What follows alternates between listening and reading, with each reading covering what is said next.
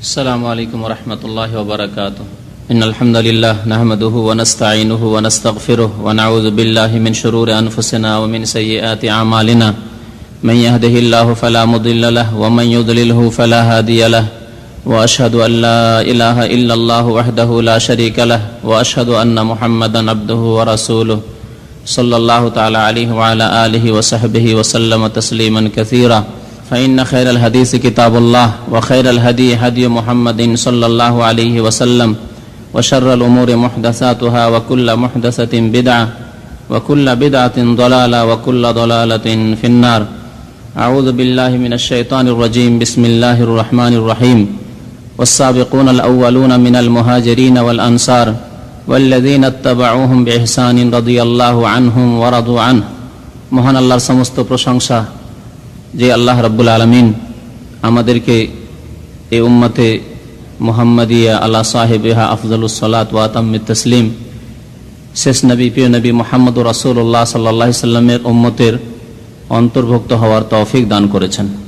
সেই আল্লাহরই যাবতীয় প্রশংসা যিনি প্রিয় নবী মুহাম্মদুর রাসূলুল্লাহ সাল্লাল্লাহু আলাইহি সাল্লামকে শেষ রাসূল করে সারা বিশ্বের মানুষের হেদায়েতের জন্য প্রেরণ করেছেন।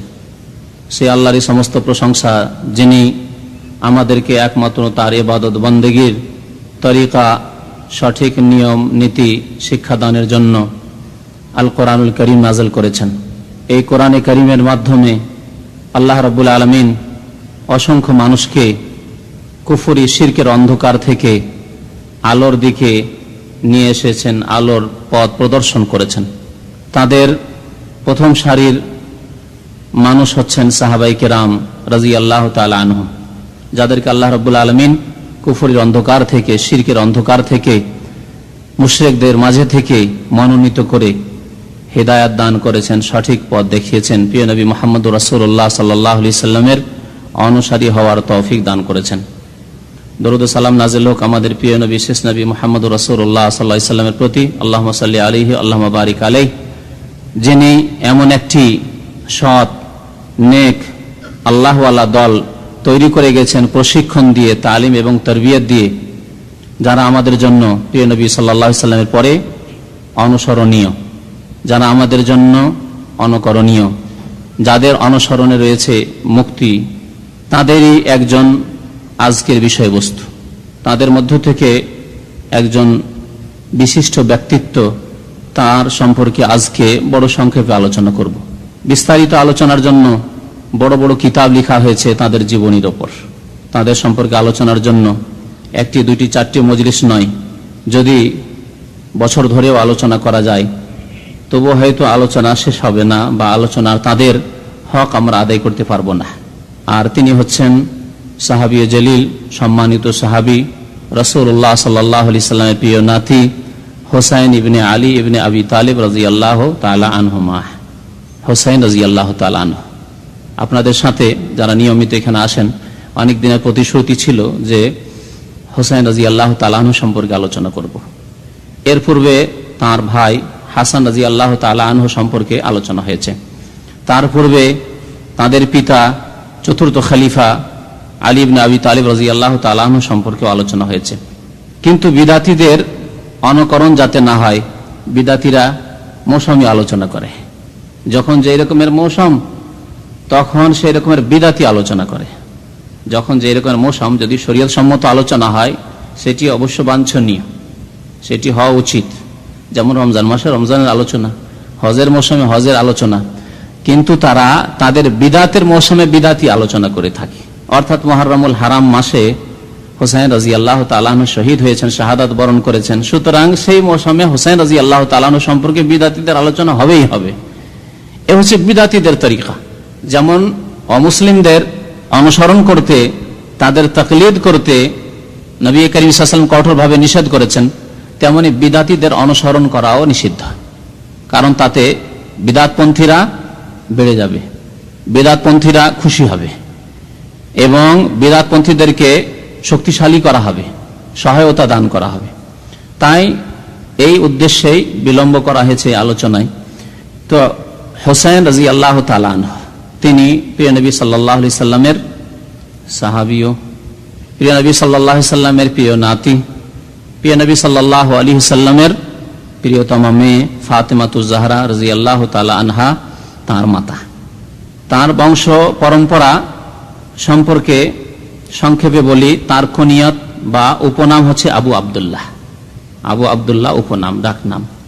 তার নাম হচ্ছে হুসাইন। নবী করিম সাল্লাল্লাহু আলাইহি ওয়াসাল্লাম স্বয়ং এই মোবারক নাম রেখেছেন। হাসান রাদিয়াল্লাহু তাআলা আনহুর যখন জন্ম হলো তখন নবী করিম সাল্লাল্লাহু আলাইহি ওয়াসাল্লাম তার নাম হাসান রাখলেন, এবং আবার তার এক বছর পরেই, এক বছরের পার্থক্যে যখন হোসেন রাদিয়াল্লাহু তাআলা আনহুর জন্ম হলো, নবী করিম সাল্লাল্লাহু আলাইহি ওয়াসাল্লাম স্বয়ং হোসেন নাম রাখলেন, এবং তাদের আকিকাও স্বয়ং প্রিয় নবী সাল্লাল্লাহু আলাইহি ওয়াসাল্লাম করেছেন। পিতার নাম আলী রাদিয়াল্লাহু তাআলা আনহু, চতুর্থ খলিফায়ে রাশিদ।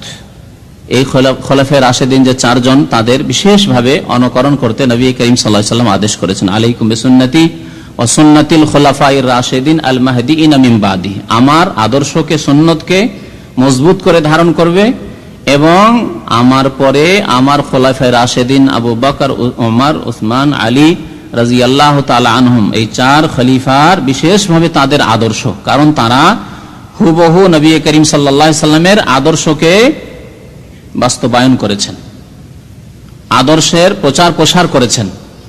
সুতরাং তাদের সুন্নাত, তাদের আদর্শকে তোমরা আঁকড়ে ধরবে।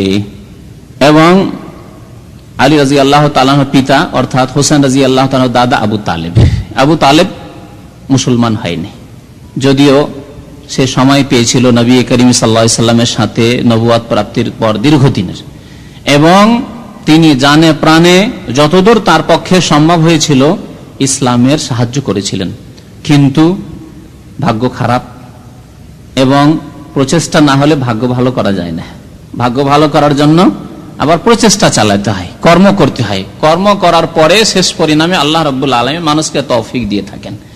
নবী করিম সাল্লাল্লাহু আলাইহি সাল্লাম যথাসাধ্য তার যে কর্ম মিশন ছিল, ইসলামের দাওয়াত দেওয়া, আপনজন আত্মীয়দেরকে, বিশেষভাবে আবু তালেবকে শেষ পর্যন্ত মৃত্যু মুখে পতিত সেই সময়ও কালেমা লা ইলাহা ইল্লাল্লাহ পড়ানোর জন্য আপ্রাণ চেষ্টা করেছেন। ইয়া আম্মি কুল লা ইলাহা ইল্লাল্লাহ কালিমাতান উহাজ্জু লাকা বিহা ইনদাল্লাহ, হে চাচা, আপনার ইসলামের সাহায্য সহযোগিতায় কোনো ত্রুটি নেই, শুধু একটি কালিমা পাঠ করে নেন, কুল লা ইলাহা ইল্লাল্লাহ বলুন, আল্লাহ ছাড়া কেউ সত্য মাবুদ বার হক মাবুদ নেই, উপাস্য নেই।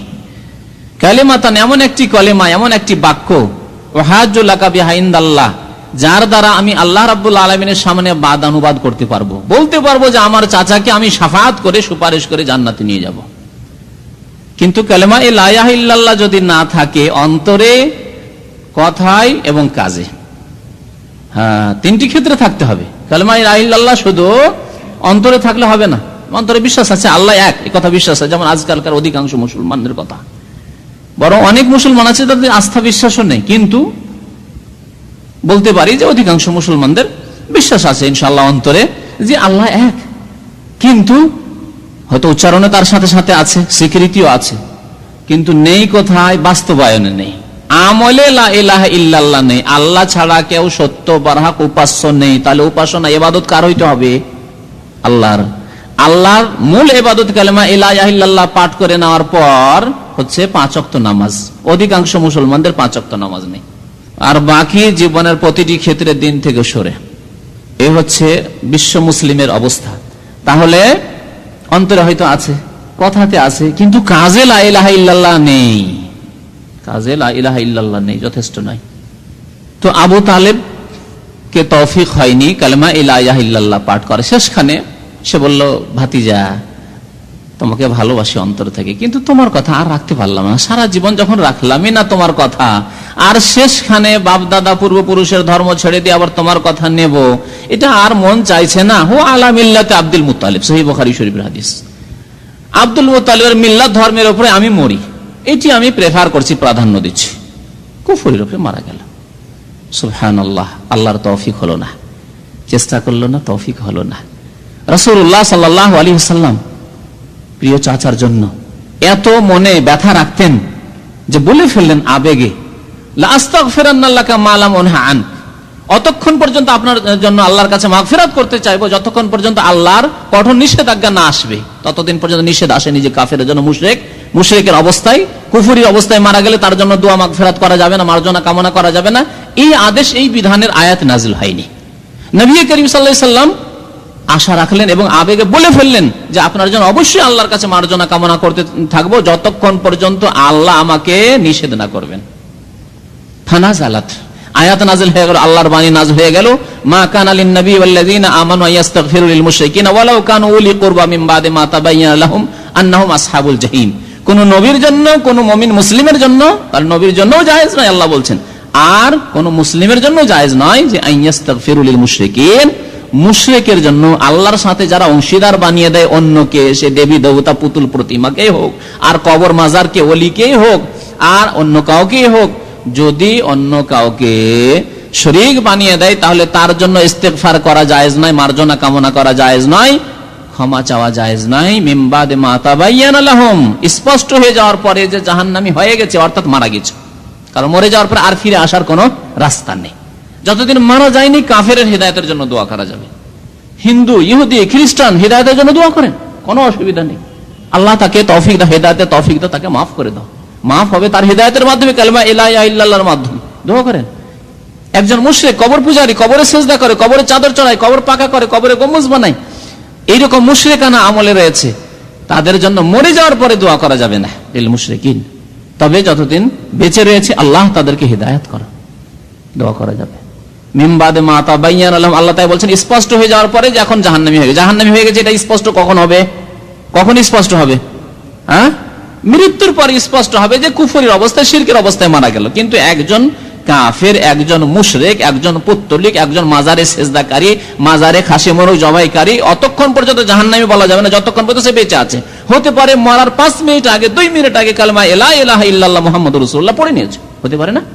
তওবা করে নিয়েছে, আল্লাহ সারা জীবন যা করলাম, কবর মাজার পূজা করলাম, তওবা কি সব ভুল করলাম, আল্লাহ জানতাম না বা জেনে যাই করেছি, আল্লাহ তুমি মাফ করে দাও, তওবা করে নিল, তাহলে জান্নাতে চলে গেল। মান কানা আখিরু কালামিহি লা ইলাহা ইল্লাল্লাহ দাখালাল জান্নাহ। প্রিয় নবী সাল্লাল্লাহু আলাইহি ওয়াসাল্লাম বলছেন, যেই ব্যক্তি শেষ মুহূর্তে, আখিরু কালামে শেষ কথা যার হবে লা ইলাহা ইল্লাল্লাহ, সারা জীবন কবরে সেজদা করেছে, সারা জীবন কবরে খাসি মোরগ জবাই করেছে, সারা জীবন পীরকে সেজদা করেছে, সারা জীবন পুতুলকে সেজদা করেছে, সারা জীবন গায়রুল্লাহর পূজা করেছে, আল্লাহ ছাড়া অন্যের পূজা করেছে, আখিরু কালামিহি লা ইলাহা ইল্লাল্লাহ, শেষখানে বলো লা ইলাহা ইল্লাল্লাহ, আল্লাহ ছাড়া কেউ সত্য মাবুদ নেই, আল্লাহই সত্য মাবুদ। না রাম, না কৃষ্ণ, না জিলানি, না চিশতি, না শাহজালাল, না আটরসি, না মাঝভান্ডারি, না দেওয়ানবাগি, ও সব কিচ্ছু নেই, লা ইলাহা ইল্লাল্লাহ, আল্লাহ ছাড়া কেউ সত্য মাবুদ নেই। দাখালাল জান্নাত, তাহলে সে জান্নাতে চলে গেল। আল্লাহু আকবার, এই কলিমা কত মূল্যবান। তো তৌফিক হয়নি এই আবু তালেব কি, আবু তালেবের পিতা আব্দুল মুত্তালিব, নবী করিম সাল্লাল্লাহু আলাইহি সাল্লামের দাদা, বিন হাশেম বিন আব্দে মানাফ বিন কোসাই আল কুরাশি আল হাশেমি, তাহলে কুরাইশ বংশের এবং হাশেমি গোত্রের। হোসাইন রাদিয়াল্লাহু তাআলা আনহুর জন্ম হয়েছিল 4th হিজরির শাবান মাসের 5 তারিখে। এটি হচ্ছে সবচেয়ে প্রসিদ্ধ, যদিও এই ক্ষেত্রে কিছু আরো হয়তো মত রয়েছে। হোসাইন রাদিয়াল্লাহু তাআলা আনহু হাদিস বর্ণনা করেছেন তার নানা থেকে, অর্থাৎ সরাসরি নবী করিম সাল্লাল্লাহু আলাইহি সাল্লাম থেকে, অথচ তার বয়স নবী করিম সাল্লাল্লাহু আলাইহি সাল্লাম ইন্তেকালের সময় কত হতে পারে? যদি 4th হিজরিতে জন্ম হয় হোসাইন রাদিয়াল্লাহু তাআলা আনহুর, তাহলে নবী করিম সাল্লাল্লাহু আলাইহি সাল্লামের ইন্তেকালের সময় বয়স কত হতে পারে? 6 থেকে 7 বছর। রবিউল আউয়াল মাসে ইন্তেকাল, মানে 11 হিজরি, 11 হিজরি নবী রবিউল আউয়ালে, তো 6 থেকে 7 বছর। তারপরেও তিনি আপন নানা থেকে হাদিস বর্ণনা করেছেন, মাতা পিতা থেকে হাদিস বর্ণনা করেছেন, অর্থাৎ আলী রাদিয়াল্লাহু তাআলা আনহু থেকে, ফাতেমা রাদিয়াল্লাহু তাআলা আনহা থেকে, ওমর রাদিয়াল্লাহু তাআলা আনহু থেকে, তার থেকে হাদিস বর্ণনা করেছেন তার ছেলে মেয়েরা, এবং প্রসিদ্ধ আরবি কবি ফারাজদক, তার সে ইকরামা শাবি, অনেকেই তার থেকে হাদিস বর্ণনা করেছেন। একটি বিষয় দিয়ে আরম্ভ করি হুসাইন রাদিয়াল্লাহু তাআলা আনহুর জীবনী, পরে কয়েকটি বিষয় সম্পর্কে আলোচনা করব ইনশাআল্লাহ। প্রথম বিষয় হচ্ছে যে হুসাইন রাদিয়াল্লাহু তাআলা আনহু শহীদ হয়েছেন, কিন্তু তাকে শহীদ করেছে কারা? কিন্তু যারা শহীদ করেছে তারাই বেশি মাতম করে। চোর যদি আশঙ্কা করে যে আমি এখন ধরা খেয়ে যাব, তখন চোর কাঁদাকাটি শুরু করে দেয়। নির্দোষী হওয়ার জন্য, নিজে পরিষ্কার হওয়ার জন্য, দোষ থেকে দোষমুক্ত হওয়ার জন্য বেশি কাঁদাকাটি শুরু করে দেয়। অপরাধীর লক্ষণ হচ্ছে এটি। বেশি যদি কাঁদাকাটি করে, বেশি যদি আক্ষেপ করে, তাহলে সেখানে সন্দেহ রয়েছে। মাতম করা, কিয়ামত পর্যন্ত যে মাতমের সিলসিলা চলে আসছে, এটি হচ্ছে চোরের লক্ষণ। যারাই চুরি করেছে অর্থাৎ হুসাইন রাদিয়াল্লাহু তাআলা আনহুকে যারাই শহীদ করেছে তারাই বেশি বেশি মাতম করে, বুক চাপড়ায়, আর তারাই কিয়ামত পর্যন্ত শোক পালন করে। অথচ প্রিয় নবী সাল্লাল্লাহু আলাইহি সাল্লাম ইরশাদ করেছেন যে লা ইয়াহিল্লু লিইমরিন ইউমিনু বিল্লাহি ওয়াল ইয়াউমিল আখির, কোন মুসলিমের জন্য, কোন ব্যক্তির জন্য জায়েজ নাই, যে ব্যক্তি আল্লাহর প্রতি ঈমান রাখে আর পরকালের প্রতি বিশ্বাস রাখে, আন ইউহিদ্দা আলা মাইয়িত, কোন মৃত ব্যক্তির উপর শোক করবে, শোক প্রকাশ করবে, মাতম করবে। মাতম তো কোনো সময় জায়েজ নাই, 1 ঘন্টার জন্য জায়েজ নাই, কিন্তু শোক করা, ইহদাদ মানে হচ্ছে শোক করা। শোক করা মানে ভালো কাপড় না পরা, ভালো খাওয়া দাওয়া না করা, কাজকর্মে না যাওয়া, এগুলি হচ্ছে শোক করা।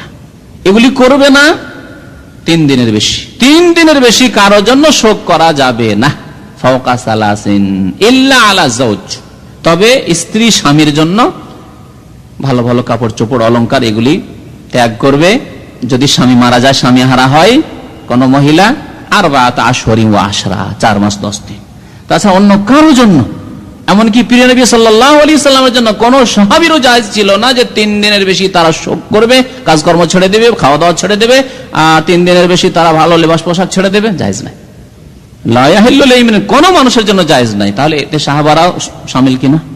কোন মানুষের জন্য জায়েজ নাই যার আল্লাহর প্রতি ঈমান রাখে আর ওয়াল ইয়াউমিল আখির, পরকালের প্রতি ঈমান রাখে। তাহলে 3 দিনের বেশি শোক করা কারোর জন্য জায়েজ নাই। আর এই যে 1400 বছর হয়ে গেল, শোক চলে আসছে, মাতম চলে আসছে, কিয়ামত পর্যন্ত, যতদিন কিয়ামত না হবে এই বাতিলপন্থীদের এই শোক, মাতম আর তাজিয়া এসব চলতেই থাকবে। এটি হচ্ছে কি সে লক্ষণ, অপরাধীর লক্ষণ। আমরা অপরাধ করিনি, আমরা অপরাধ করিনি। আমার এক ওস্তাদ ছিলেন, খুব মুরব্বী, তো তার বাড়ির একটি কিসসা বলছিলেন, মনে পড়ে গেল এই প্রসঙ্গে, যে তার বাড়িতে একটি চাকর ছিল। চাকর বাচ্চা ছেলে, 12 বছর 13 বছরের চাকর যে থাকে বাড়িতে, সেই চাকর বাড়ির কলা খেয়ে নিয়েছে, চুরি করে কলা খেয়ে নিয়েছে, পাকা কলা বাড়িতে ছিল। হঠাৎ করে বলছে যে আমার স্ত্রী, ওর নাম বলছে, ওর নাম হচ্ছে, এখনো মনে আছে আমার, সেই ওস্তাদের কথা শোনা আজকে থেকে হয়ে গেল 20-22 বছর আগে তার কাছ থেকে শোনা, কিন্তু ঘটনাটি মনে আছে, এ প্রসঙ্গে উল্লেখযোগ্য। নাম ধরে ডেকেছে তার, আদু, ডাক নাম হচ্ছে আদু। আদু রে এ বলে ডেকেছে, আর ডাকতেই সেই ছেলে বলছে আমি কলা খাইনি, শুধু ডেকেছে মাত্র। কি বলবে না বলবে, অন্য কাজের জন্য আসলে ডেকেছিল, কলার ব্যাপার স্যাপারে নাই। কিন্তু যেমনই তার নাম ডেকেছে, তার ভিতর তো ধুরু ধুরু করছে, তার ভিতর ভয়ের ভীত যে আমি তো খেয়েছি, তো ধরতে পারে, আমি কলা খাইনি, ধরা পড়ে গেল চোর। এই যে মাতম করে যাচ্ছে আর শোক করে যাচ্ছে, ধরা খেয়ে গেছে। এখানে কেমন করে ধরা খেয়েছে? সহিহ বুখারী শরীফে একটি হাদিস শোনাই। বুখারী শরীফের হাদিস, ইবনে আবি নাম বলে তাবেঈ বলেন, কাল কুনতু ইনদা ইবনে উমর, আমি সাহাবী আব্দুল্লাহ বিন উমর, দ্বিতীয় খলিফা উমর রাদিয়াল্লাহু তাআলা আনহুর ছেলে আব্দুল্লাহ, তিনি এত যোগ্যতম ব্যক্তি ছিলেন যে যখন তৃতীয় খলিফা মনোনীত করা হয় উসমান রাদিয়াল্লাহু তাআলা আনহু, তখন অনেক সাহাবায়ে কেরামদের মদিনায় মত ছিল যে ওমর রাদিয়াল্লাহু তাআলা আনহুর পরে যোগ্য খলিফা হবেন আব্দুল্লাহ, তার ছেলে। সুতরাং আব্দুল্লাহকে খলিফা বানানো যাক না কেন, অনেকের প্রস্তাব ছিল। কিন্তু এই রাস্তা ওমর রাদিয়াল্লাহু তাআলা আনহু সতর্কতামূলক বন্ধ করে দিয়ে গেছিলেন, বলে গেছিলেন ওসিয়ত, যে দেখো আব্দুল্লাহর পরামর্শ নেবে খলিফা মনোনীত বাছাই করার ক্ষেত্রে, কিন্তু খেলাফতিতে তার কোনো অধিকার নেই, খবরদার তাকে খেলাফত দেবে না, আমার ওসিয়ত। আল্লাহু আকবার! কেমন ইমানদারি, যাতে করে লোকেরা বলার সুযোগ না পায়, বা আল্লাহ আমাকে জিজ্ঞাসা না করে নেন যে তুমি মনে হয় ইশারা ইঙ্গিত করেছিলে, তোমার পরে কেন তোমার ছেলে খলিফা হলো। আল্লাহু আকবার! আগে রাস্তা বন্ধ করে দিয়ে চলে গেলেন। এত যোগ্যতম সাহাবী, তার কথা শোনেন। তিনি হজের মৌসুমে ছিলেন, লোকেরা মাসলা মাসাইল, বিভিন্ন রকম মাসলা মাসাইল জিজ্ঞাসা করছেন, যথেষ্ট বয়স পেয়েছিলেন এবং যথেষ্ট ইলম আল্লাহ রাব্বুল আলামিন দিয়েছিলেন তাকে দ্বীন সম্পর্কে। তো তাকে জিজ্ঞাসা করলো এক লোক, ফাসাআলাহু রাজুলুন আন দামিল বাউদ, এক লোক জিজ্ঞেস করলো মাছির রক্ত সম্পর্কে বা মাছি মারা সম্পর্কে, যে ইহরামের অবস্থায় কেউ যদি মাছি মেরে দেয় বা ইহরামের কাপড়ে যদি মাছির রক্ত লেগে যায়। মাসলা বুঝতে পারলেন কত ক্ষুদ্র মাসলা? ইহরামের অবস্থায় যদি কেউ মাছি মেরে দেয় অথবা মাছির রক্ত লেগে যায় ইহরামের কাপড়ে, তো কি হবে? মাসলা জিজ্ঞাসা করছে এক ব্যক্তি। তিনি বললেন, মিম্মান আনতা, তুমি কোথা থেকে এসেছো? প্রশ্নের উত্তর দেওয়ার আগে জিজ্ঞাসা করলেন যে তুমি কোনখান থেকে এসেছো? ফাকালা মিন আহলিল ইরাক, আমি ইরাক থেকে এসেছি। ইরাক থেকে এসেছে, মাছি মারার মাসলা জিজ্ঞেস করছে। আল্লাহু আকবার! আব্দুল্লাহ বিন উমর রাদিয়াল্লাহু তাআলা আনহুমা অনুধাবন করলেন যে এই লোকেরা যারা মাছি মারার মাসলা জিজ্ঞেস করে যে মাছি মারাতে গুনাহ হয়ে গেল নাকি ইহরামের অবস্থায়, কালা উনজুর ইলা হাযা ইয়াসআলুনি আন দামিল বাউজ, দেখো দেখো এই ব্যক্তিকে দেখো, ইরাক থেকে এসেছে আর আমাকে মাছি মারার মাসলা জিজ্ঞেস করছে, মাছি মারলে গুনাহ হবে ইহরামের অবস্থায় নাকি, বা মাছির রক্ত যদি কাপড়ে লেগে যায় ইহরামের কাপড় লাগে তো গুনাহ হবে নাকি, এই মাসলা জিজ্ঞাসা করেছে। অথচ ওয়াকাদ কাতালু ইবনা রাসূলিল্লাহ সাল্লাল্লাহু আলাইহি ওয়াসাল্লাম, অথচ ইরাকের লোকেরা রাসূলুল্লাহ সাল্লাল্লাহু আলাইহি ওয়াসাল্লামের প্রিয় সন্তান প্রিয় নাতি হোসেনকে শহীদ করেছে, হত্যা করেছে। বুঝতে পারলেন? সাক্ষী কোথা থেকে? আব্দুল্লাহ বিন ওমর রাদিয়াল্লাহু তাআলা আনহু, সম্মানিত সাহাবীর পক্ষ থেকে, যে ইরাকবাসী কাতালু ইবনা রাসূলিল্লাহ সাল্লাল্লাহু আলাইহি ওয়াসাল্লাম, রাসূলুল্লাহ সাল্লাল্লাহু আলাইহি ওয়াসাল্লামের সন্তানকে হত্যা করেছে।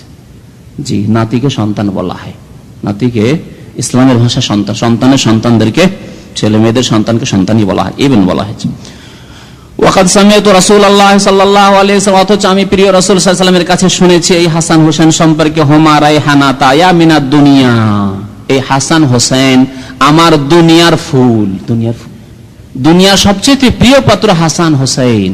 আর তাদেরকে হত্যা করেছে, তখন মাসলা জিজ্ঞাসা করার প্রয়োজন হয়নি যে হোসেনকে আমরা খুন করেছি, এই মাসলা জায়েজ হবে কিনা। জি, আর মাছি মারার ফতোয়া জিজ্ঞেস করতে এসেছে এই ইরাকের লোক। জি, বুখারী শরীফের হাদিস, হাসান এবং হোসেনের ফজিলত সম্পর্কে যে অধ্যায় রয়েছে তাতে এই হাদিস পাবেন আপনি। এখন শোনাই কয়েকটি হাদিস সাহাবী জলিল হোসেন রাদিয়াল্লাহু তাআলা আনহু সম্পর্কে। প্রিয় নবী মুহাম্মদ সাল্লাল্লাহু আলাইহি ওয়াসাল্লাম একটি হাদিসে বলেছেন, হুসাইনুন সিবতুম মিনাল আসবাত, হুসাইন আমার প্রিয় নাতি, প্রিয় নাতি। মান আহাব্বানি ফালিউহিব্বা হুসাইনান, যে আমাকে ভালোবাসতে চায় সে যেন হুসাইনকে ভালোবাসে। কেউ যদি আমার ভালোবাসা চায় অথবা আমার ভালোবাসার প্রমাণ দিতে চায় যে আমি মুহাম্মদ রাসূলুল্লাহ সাল্লাল্লাহু আলাইহি সাল্লামকে ভালোবাসি, ফালিউহিব্বা হুসাইনান, তাহলে যেন হুসাইনকে ভালোবাসে। ওয়া ফি লাফজিন, আরেকটি বর্ণনায় রয়েছে, আহাব্বাল্লাহু মান আহাব্বা হুসাইন, দোয়া রয়েছে নবী করিম সাল্লাল্লাহু আলাইহি সাল্লামের ওই সব লোকদের জন্য যে আল্লাহ ওই সব ব্যক্তিদেরকে যেন ভালোবাসেন যারা হুসাইনকে ভালোবাসে, যারা হুসাইন রাদিয়াল্লাহু তাআলা আনহুকে ভালোবাসে। মুসনাদ আহমদের হাদিস, তিরমিজির হাদিস, ইমাম তিরমিজি হাদিসটিকে হাসান বলেছেন, ইবনে মাজাতে হাদিস রয়েছে, ইমাম হাকিম হাদিসটিকে বর্ণনা করার পরে সহিহ বলেছেন, আল্লামা যাহাবীও হাদিসটিকে সহিহ বলেছেন। আহাব্বাল্লাহু মান আহাব্বা হুসাইনান, আল্লাহ ওই ব্যক্তিকে যেন ভালোবাসে যে ব্যক্তি হুসাইন রাদিয়াল্লাহু তাআলা আনহুকে ভালোবাসে। আরো শুনেন হোসেন রাদিয়াল্লাহু তাআলার ফজিলত সম্পর্কে। আন আব্দুল্লাহ বিন মাসউদ বলেছেন, রাআইতু রাসূলুল্লাহ সাল্লাল্লাহু আলাইহি ওয়াসাল্লাম, আমি প্রিয় রাসূল সাল্লাল্লাহু আলাইহি ওয়াসাল্লামকে দেখেছি, আখাযা বিয়াদিল হাসান ওয়াল হুসাইন, এক হাতে হাসানের হাত ধরে রয়েছেন আর এক হাতে হুসাইনের হাত ধরে রয়েছেন, এক বছরের ছোট বড় কাছাকাছি বয়সে। ওয়া ইয়াকুল, এবং তিনি ইরশাদ করেছিলেন নবী করিম সাল্লাল্লাহু আলাইহি ওয়াসাল্লাম, হাজান ইবনায়া, এই দুটি আমার পুত্র, আমার সন্তান। হাজান ইবনায়া ফামান আহাব্বাহুমা ফাকাদ আহাব্বানি, সুতরাং যারা হাসান হুসাইনকে ভালোবাসবে রাদিয়াল্লাহু তাআলা আনহুমা, তারা আমাকে ভালোবাসলো। ওয়ামান আবগাদাহুমা, আর যেই ব্যক্তি হাসান হোসেনের সাথে শত্রুতা রাখবে, দুশমনী রাখবে, বিদ্বেষ রাখবে, ফাকাদ আবগাদানি, সেই ব্যক্তি স্বয়ং মুহাম্মদুর রাসূলুল্লাহ সাল্লাল্লাহু আলাইহি ওয়াসাল্লামের সাথে শত্রুতা রাখলো, দুশমনী রাখলো। হাদিসটি মুসনাদে বাজ্জারে বর্ণিত হয়েছে, হাদিসের সনদ হচ্ছে হাসান। দ্বিতীয় খলিফা রাশেদ আমিরুল মুমিনিন উমর ফারুক রাদিয়াল্লাহু তাআলা কত সম্মান করতেন, অথচ বয়সের দিক দিয়ে কত পার্থক্য রয়েছে উমর রাদিয়াল্লাহু তাআলা এবং হাসান হোসেনে। হাসান হোসেন রাদিয়াল্লাহু তাআলা আনহুমার কেমন সম্মান করতেন, যে হাদিসে রয়েছে যে তিনি যে ভাতা নিযুক্ত করেছিলেন, তিনি ভাতা যে নিযুক্ত করেছিলেন সাহাবায়ে কেরামদের প্রত্যেকের ভাতা, খলিফা দ্বিতীয় খলিফা আমিরুল মুমিনিনের যুগে, উমর রাদিয়াল্লাহু তাআলা আনহুর যুগে ভাতা নিযুক্ত ছিল। ছেলে জন্মালে ভাতা নিযুক্ত হয়ে যেত। আল্লাহ কেমন সচ্ছলতা দান করেছিলেন। আর আজকে এক শ্রেণীর মুসলিম, তাদের আহার জুটছে না, কেন এই বরকত কোথায় গেল? অথচ নবী করিম সাল্লাল্লাহু আলাইহি ওয়াসাল্লামের পরেই আল্লাহ রাব্বুল আলামিন এমন অঢেল ধন সম্পদ মুসলিমদেরকে দিলেন, আল্লাহর নিয়ামত চারিদিক থেকে এমন লুটিয়ে আসতে লাগলো পায়ের তলায় মুসলিমদের, যে মুসলিমরা না চাইলেও তাদের কাছে ধন সম্পদ চলে আসে। আল্লাহু আকবার।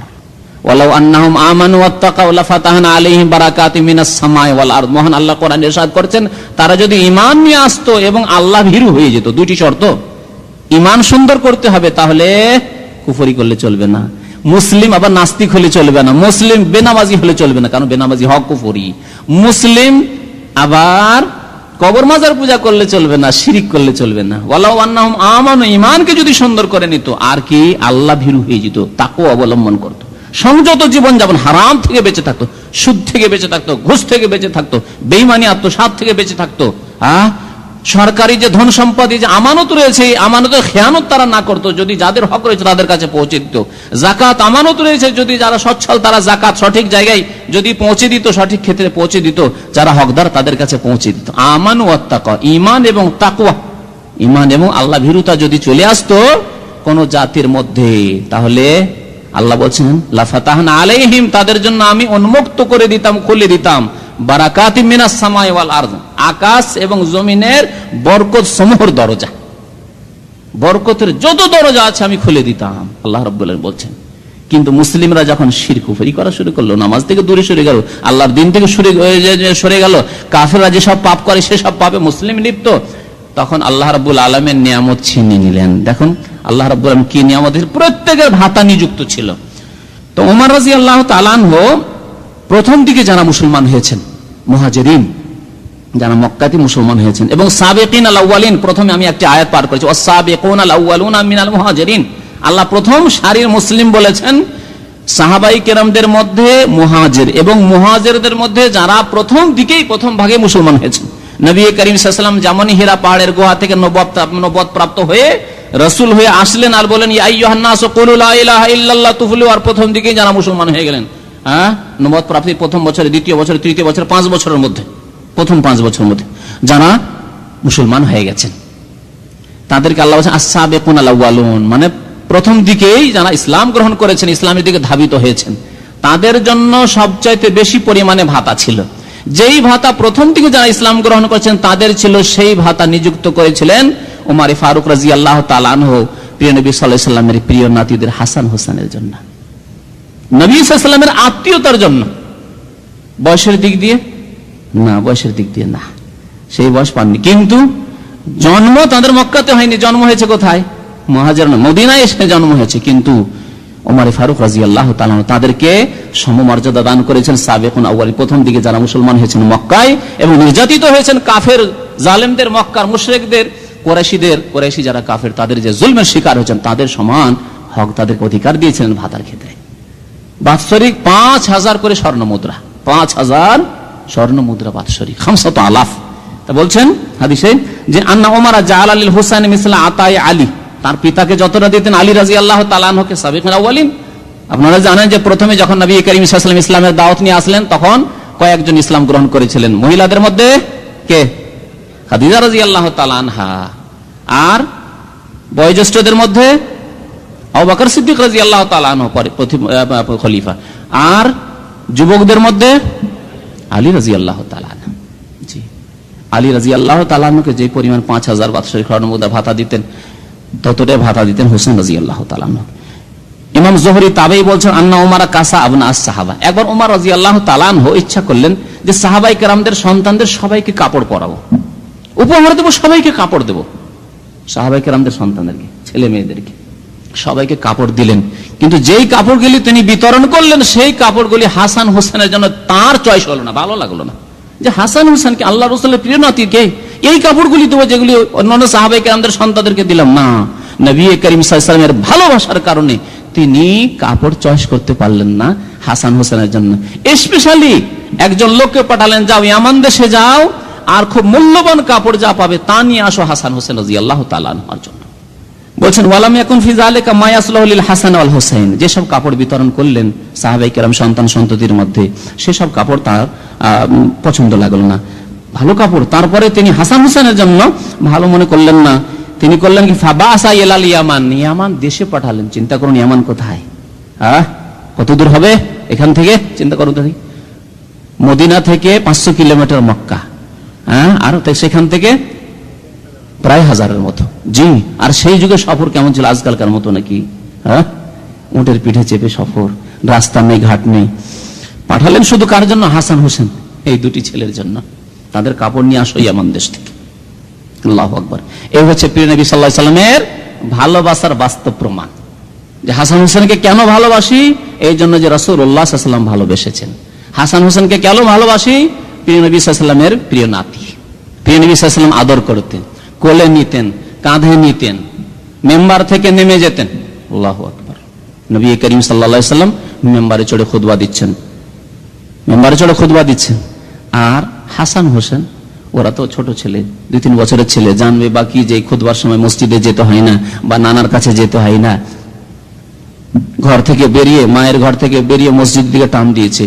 নবী করিম সাল্লাল্লাহু আলাইহি ওয়াসাল্লাম খুতবা দিচ্ছেন, ওই অবস্থায় মেম্বার উপর থেকে দেখতে পাচ্ছেন যে হাসান হোসেন আসছে কিন্তু আসতে পারছে না।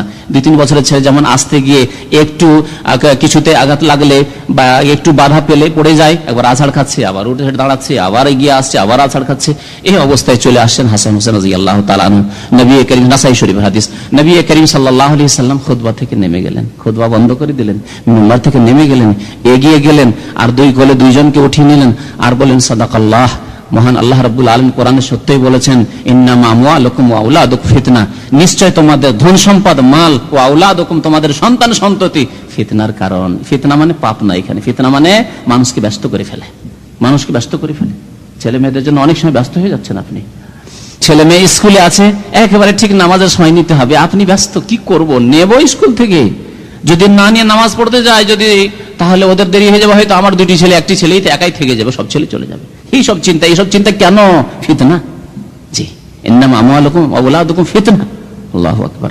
নবী করিম সাল্লাল্লাহু আলাইহি ওয়াসাল্লাম বলছেন যে আমি রায় তো হাজাইনি, এই 2 ছেলেকে দেখলাম আর আমি খুতবা দিচ্ছিলাম, সেই অবস্থায় দেখে একবার পড়ে যাচ্ছে, একবার উঠছে, এই দেখে আমি আর বরদাফালাম আসবির আলাইহিমা, বরদাস্ত করতে পারলাম না, আমি খুতবা ছেড়ে দিলাম আর মেম্বার থেকে নেমে গেলাম আর তাদেরকে আমি কোলে তুলে নিলাম। এইভাবে প্রিয় নবী সাল্লাল্লাহু আলাইহি ওয়াসাল্লাম হাসান হোসেনকে ভালোবাসতেন রাদিয়াল্লাহু তাআলা আনহুমা। ইয়ামান দেশে পাঠালেন, ফাউতিয়া বিকিসওয়াতিন লাহুমা, স্পেশাল তাদের জন্য কাপড় নিয়ে আসা হলো ইয়ামান দেশ থেকে। ফাকাল, তারপরে কথা শুনেন কি বলছেন ওমর রাদিয়াল্লাহু, আল আনা তাবাত নাফসি, এখন আমার মনে শান্তি ফিরে আসলো। আল্লাহু আকবার। আমার মনে শান্তি আসলো যে সাহাবায়ে কেরামের ছেলেদেরকে আমি কাপড় দিতে পেরেছি, হাসান হোসেনকে ভালো কাপড়, তাদের যোগ্য কাপড় দিতে পারিনি। আল আনা তাবাত নাফসি, আমার মনটি এখন খুশি হলো। আল্লাহু আকবার।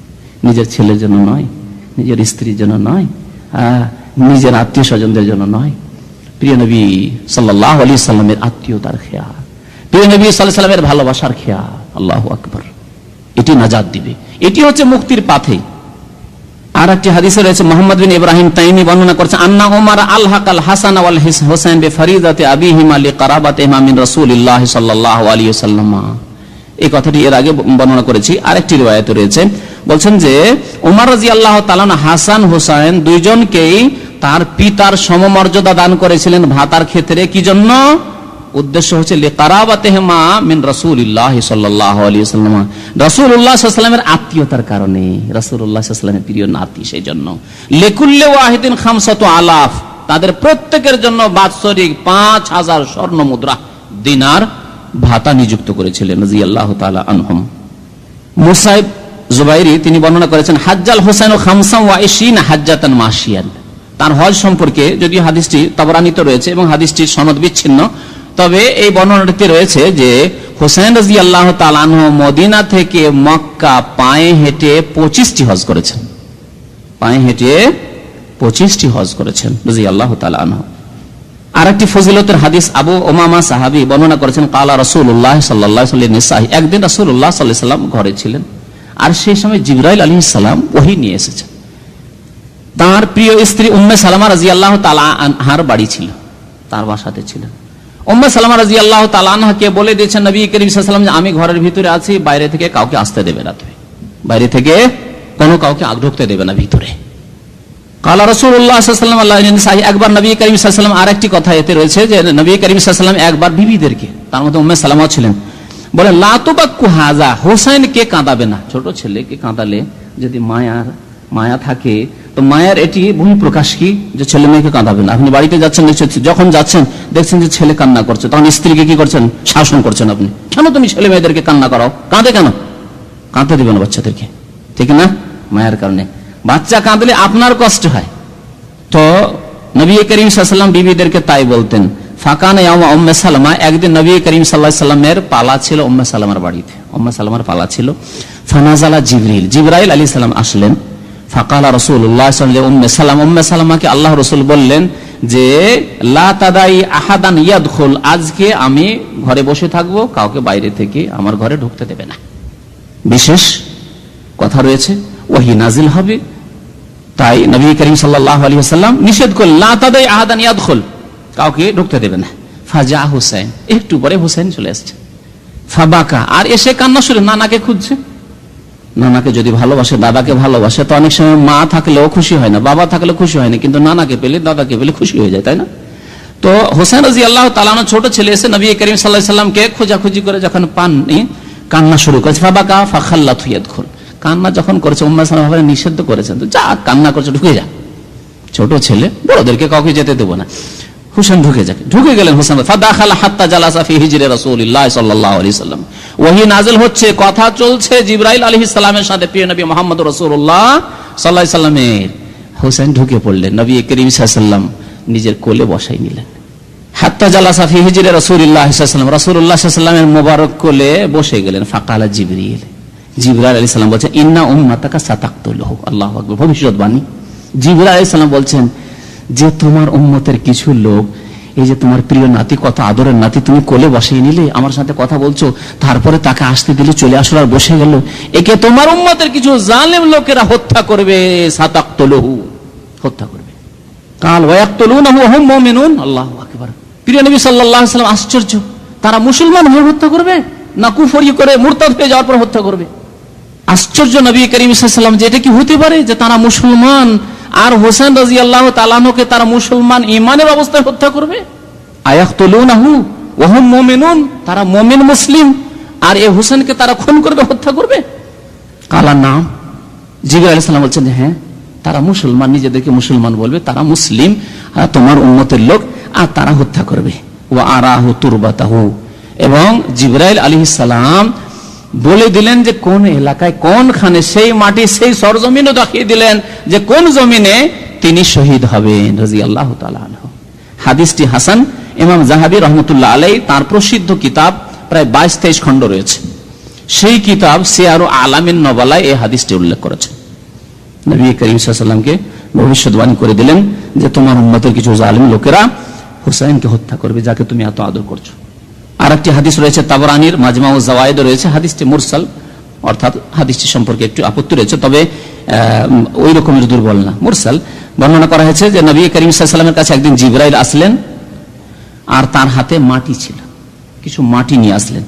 আন্নান নবী সাল্লাল্লাহু আলাইহি ওয়াসাল্লাম আতাহু জিবরিল বিতুরাবিন মিনাত তুরবাহ, মাটি নিয়ে আসেন জিবরাইল আলাইহিস সালাম, আল্লাতী ইউকতালু বিহাল হুসাইন, সেইখানকার মাটি যেখানে হুসাইন রাদিয়াল্লাহু তাআলা আনহু কে শহীদ করা হবে। ওয়াকিলা ইসমুহা, আর বলা হলো যে তার নাম হচ্ছে কারবালা, ওই জায়গার নাম কি? কারবালা।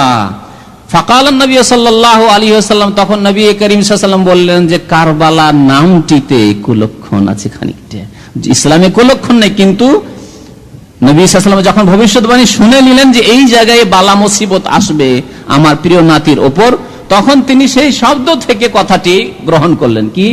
কার্বন মানে মুসিবত, কার্ব মানে হচ্ছে বিপদ, আফত, মুসিবত, আর বালা মানে, বালা মানে তো বুঝেন, কার্বন ওয়া বালাউন, যদি ডবল বা করেন কারবালা, কার্বন ওয়া বালাউন, কার্বন মানেও মুসিবত আর বালাউন মানেও মুসিবত, তাহলে কারবালাতে ডবল মুসিবত রয়েছে, কার্বন মুসিবত, বালাউন মুসিবত, কারবালা।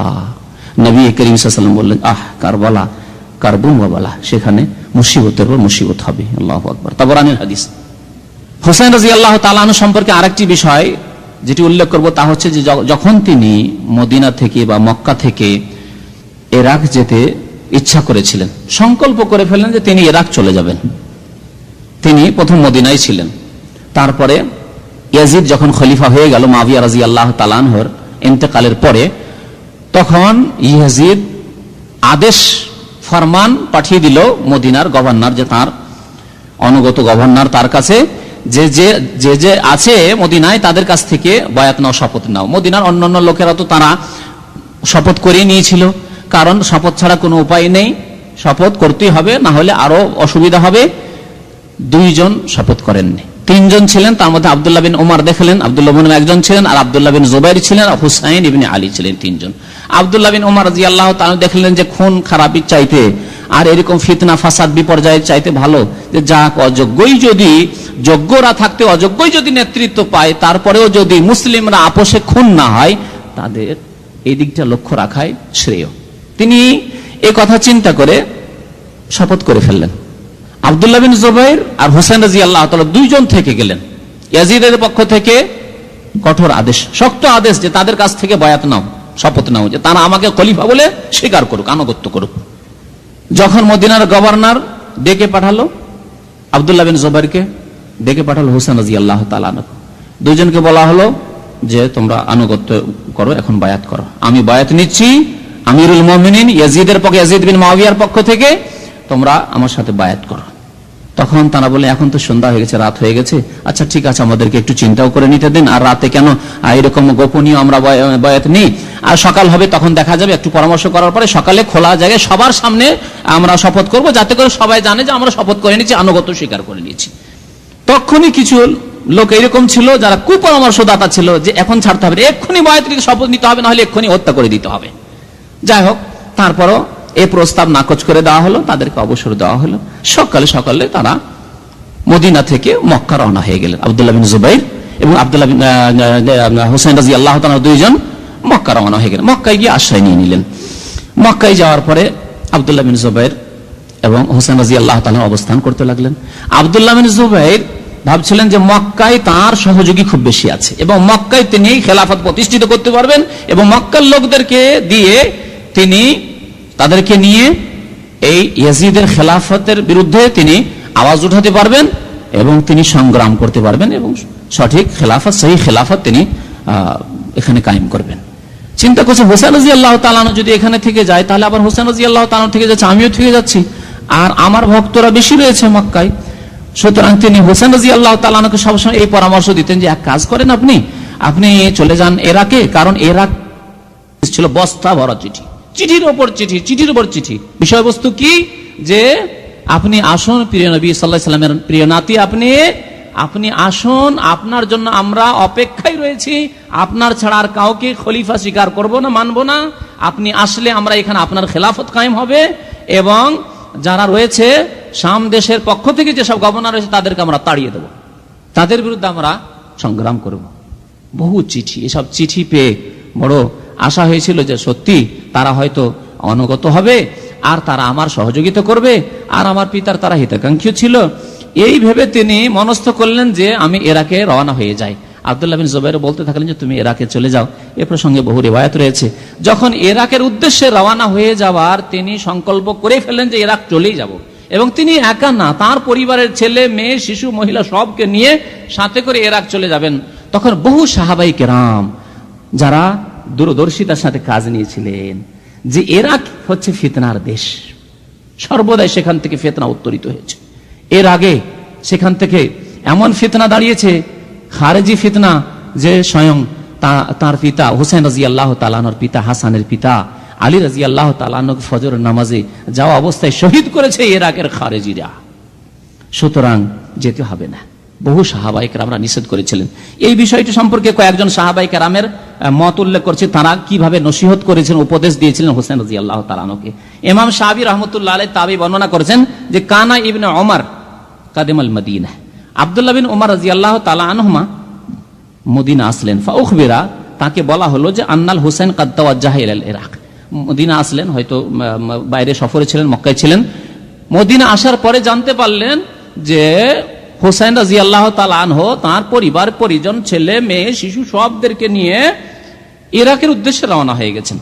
শুনতে পেলেন ফালাহিকাহু আলা মাসিরাতি লাইলাতাইন, ছুটলেন মদিনা থেকে, যে রাস্তায় যেখানে পাই হুসাইন রাদিয়াল্লাহু তাআলা আনহুকে ধরবো এবং সেখান থেকে ফিরাবো। 2 দিনের পথ অতিক্রম করলেন। চিন্তা করুন কেমন তারা হিতাকাঙ্ক্ষী ছিলেন প্রিয় রাসূল সাল্লাল্লাহু আলাইহি সাল্লাম এবং তার নাতিদের। 2 দিনের পথ হেঁটে গিয়ে পেয়ে গেলেন হুসাইন রাদিয়াল্লাহু তাআলা আনহুকে আর তার সাথী সঙ্গীদের। তাদের সংখ্যা ছিল প্রায় 50 জন। তার পরিবারের আত্মীয় স্বজনদের 50 জনকে নিয়ে, তাদের মধ্যে শিশু নারী সব রকম ছিল, তাদেরকে নিয়ে তিনি চলে যাচ্ছিলেন। তারপরে বলেন আইনা তরিদ, হে হুসাইন, প্রিয় নবী সাল্লাল্লাহু আলাইহি সাল্লামের প্রিয় নাতি, তুমি কোথায় যেতে চাইছো? কালা আল ইরাক, ইরাক যেতে চাই আমি, ইরাকে যেতে চাই। ওয়া মাহু তাওয়ামির ওয়া কুতুব, ইরাক যখন যাচ্ছিলেন ওই যে চিঠির বস্তা ছিল, সমস্ত চিঠি পত্র সাথে নিয়ে যাচ্ছিলেন, যেগুলো দলিল প্রমাণ আমার কাছে যে তারা আমাকে ডেকেছে। দেখালেন যে এতগুলি চিঠি এসছে, এরপরে আর আমি এখানে থাকবো কেন? তারা তো আমাকে ডেকেছে, আশ্বাস দিয়েছে, তারা তো আমার প্রতীক্ষা রয়েছে, আমি গেলেই সেখানে সঠিক খেলাফত কায়েম করতে পারবো, নাই বিচার কায়েম করতে পারবো, আর বানু উমাইয়ার যে জুলম অত্যাচার রয়েছে সেসব জুলম অত্যাচারের অবসান ঘটবে। এই উদ্দেশ্য সবসময় মনে রাখবেন। উদ্দেশ্য গদি দখল করা নয়, উদ্দেশ্য খেলাফত ছিনিয়ে নেওয়া নয়, উদ্দেশ্য হচ্ছে হককে প্রতিষ্ঠিত করা। আর খেলাফত রাশেদার পরে যে জুলম অত্যাচারগুলি শুরু হয়ে গেছে, স্বজন পোষণ শুরু হয়ে গেছে, আপনজনদের দেখাশোনা শুরু হয়ে গেছে, আর লোকদের উপর জুলম অত্যাচার শুরু হয়েছে, এই জুলম অত্যাচারে যাতে করে অবসান ঘটে, জুলম অত্যাচার দূর হয়, এই উদ্দেশ্যেই এই সফর ছিল এবং এই উদ্দেশ্যেই ইরাকের উদ্দেশ্যে তিনি রওনা হয়েছিলেন। বললেন আব্দুল্লাহ বিন উমর রাদিয়াল্লাহু তাআলা আনহু, হুসাইন লা তাতিহিম, যেও না, বলছি তোমাকে তুমি তাদের কাছে যেও না। কাল হাযিহি কুতুবুহু ওয়া বায়াতুহুম, এই যে তাদের চিঠি তো দেখতে পাচ্ছেন, বস্তা ভরা চিঠি, এবং তাদের প্রত্যেকটিতে বয়াতের ওয়াদা রয়েছে, আমরা বয়াত করছি ইরাকবাসী, আসুন হুসাইন রাদিয়াল্লাহু তাআলা আনহু নবী করিম সাল্লাল্লাহু আলাইহি ওয়াসাল্লামের নাতি, আপনি আসুন, আপনাকে আমরা খলিফা করব। তারপরেও আব্দুল্লাহ বিন বলেন, দেখো যেও না, যেও না, তাদের এসব চিঠির উপর আস্থা করে যেও না। কারণ ইন্নাল্লাহা খায়্যারা নাবিয়াহু বাইনাদ দুনিয়া ওয়াল আখিরাহ, আল্লাহ রাব্বুল আলামিন প্রিয় নবী মুহাম্মদ সাল্লাল্লাহু আলাইহি ওয়াসাল্লাম, তোমার প্রিয় সম্মানীয় নানা, তাকে ইখতিয়ার দিয়েছিলেন যে হে মুহাম্মদ, তুমি মালিক রাসূল হতে চাও, কিং রাসূল, বাদশাহ এবং রাসূল হতে চাও, না তুমি আবদান রাসূলান, আল্লাহর এক সাধারণ গোলাম এবং রাসূল হতে চাও, আবদুহু ওয়া রাসূল হতে চাও, কোনটি তুমি চাও? তখন প্রিয় নবী সাল্লাল্লাহু আলাইহি ওয়াসাল্লাম রাজত্ব চাননি, প্রিয় নবী সাল্লাল্লাহু আলাইহি ওয়াসাল্লাম ধন সম্পদ চাননি। ওহদ পাহাড়কে সোনা করে দেওয়ার জন্য আল্লাহ বলেছিলেন যে মুহাম্মদ, আমি ওই ওহদ পাহাড়কে সোনা করে দিই, আর এখান থেকে সোনা নেবে আর তোমরা সুখে থাকবে। নবী করিম সাল্লাল্লাহু আলাইহি ওয়াসাল্লাম বলেছেন যে লা লা লা, আমি চাই না।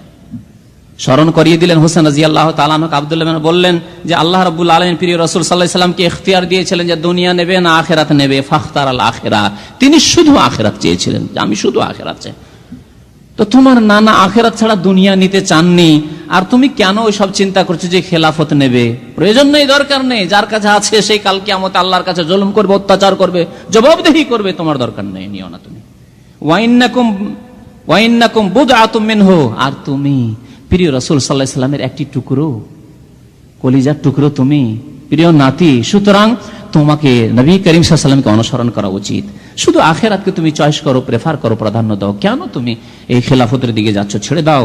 লা ইয়ালিহা আহাদুম মিনকুম আবাদা, তোমরা পাবে না, পাবে না, আল্লাহ তোমাদেরকে দেবে না। রাসূলুল্লাহ সাল্লাল্লাহু আলাইহি ওয়াসাল্লাম নেননি, সুতরাং আল্লাহ রাব্বুল আলামিন রাজত্ব, খেলাফত এসব তোমাদের জন্য ভালোবাসেন না।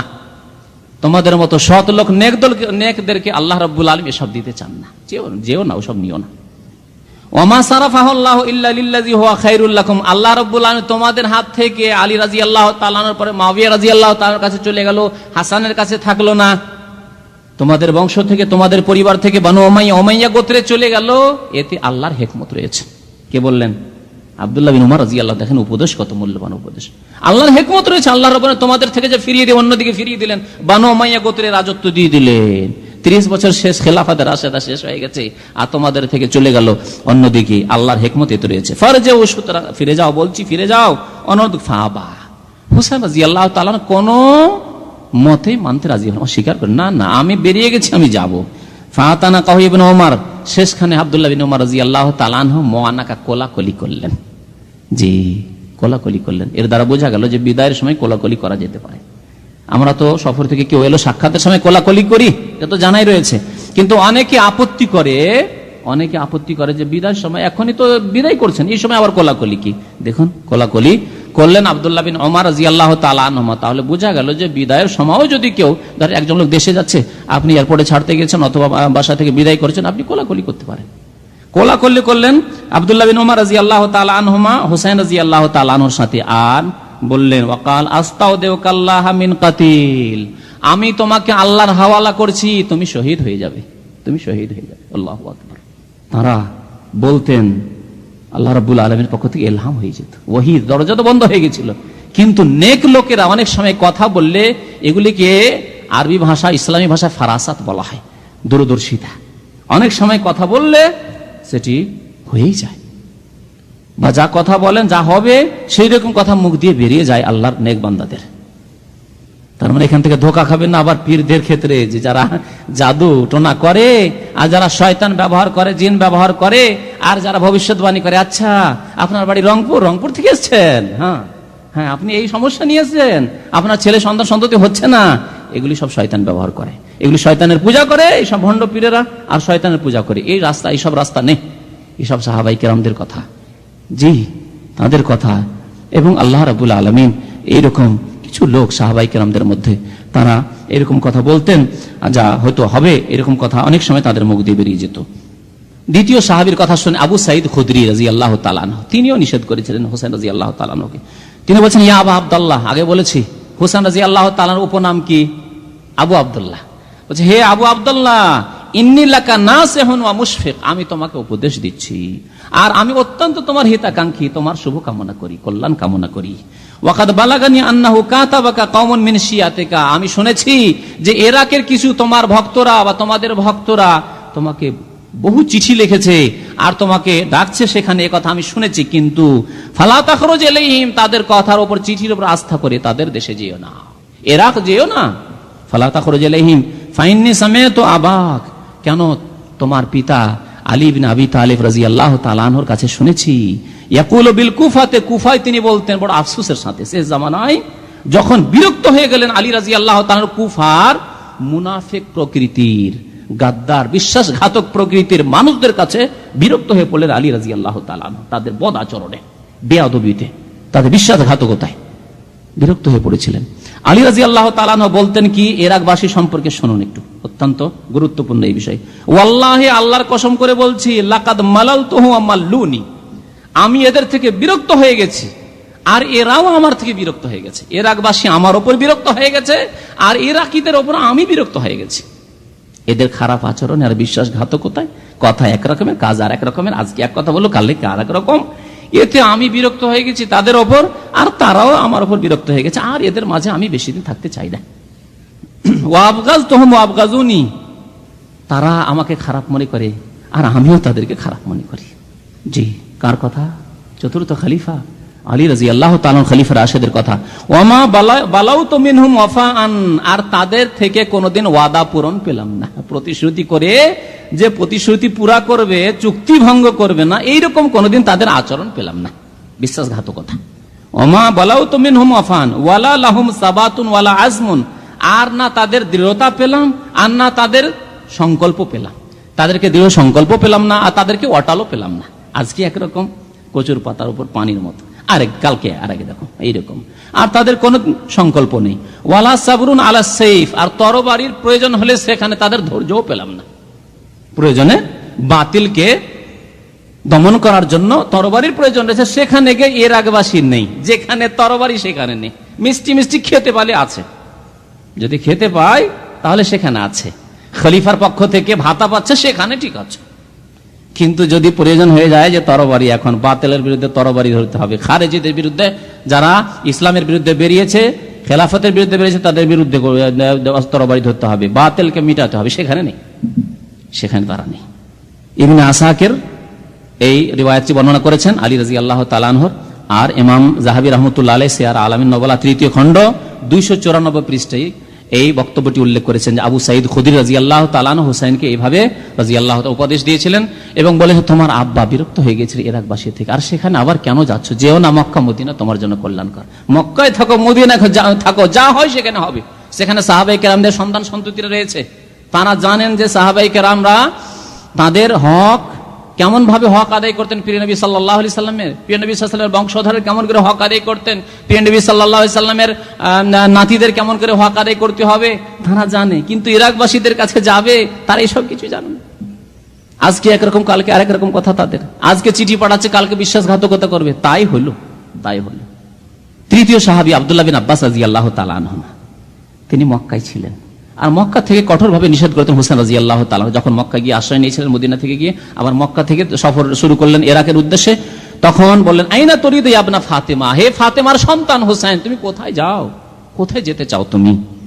কালা আল ইরাক ওয়া শিয়াতি, আমি ইরাক যেতে চাই এবং আমার ভক্তদের, আরবিতে শিয়া মানে ভক্ত বলা হয়, এখানে শিয়া মানে এই প্রচলিত বিদাতি শিয়া নয়, হ্যাঁ, যারা 12 ইমামের পূজা করে ইসনা আশারিয়া, এই নয়, আরবিতে শিয়া মানে হচ্ছে ভক্ত। আমি ইরাক যেতে চাই আর আমার ভক্তদের কাছে যেতে চাই।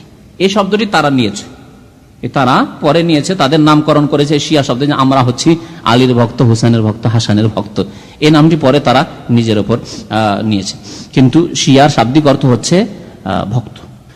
কাল আব্দুল্লাহ বিন আব্বাস রাদিয়াল্লাহু তাআলা আনহু, বড় মুফাসসির ছিলেন, সাহাবায়ে কেরামদের মধ্যে অদ্বিতীয় মুফাসসির তাফসীরবিদ ছিলেন।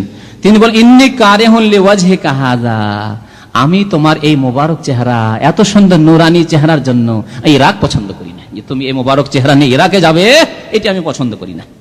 তাখরুজু ইলা কওমিন কাতালু আবা, এমন জাতির কাছে যেতে চাইছো, ওই দেশে যেতে চাইছো যারা তোমার পিতা আলী ইবনে আবি তালিব রাদিয়াল্লাহু তাআলা আনহুকে খুন করেছে, হত্যা করেছে। তাদের দেশে এখান থেকে শিক্ষা পেলে না যে ইরাকের জমিনে তোমার পিতা গিয়ে হত্যা হলেন, শহীদ হলেন? যাবে না, যেও না।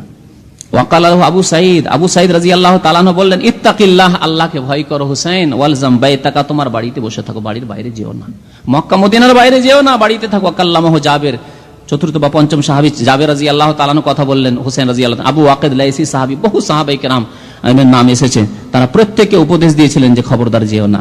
একজন মহিলা সাহাবী আছেন আমরাহ, ওয়া কাতাবাত ইলাইহি আমরাহ ওয়া তাকুলু হাদাসাতনি আয়েশা। আমরা বলছেন যে আয়েশা রাদিয়াল্লাহু তাআলা আনহার তিনি বিশেষ ছাত্রী ছিলেন তাবেঈদের মধ্যে।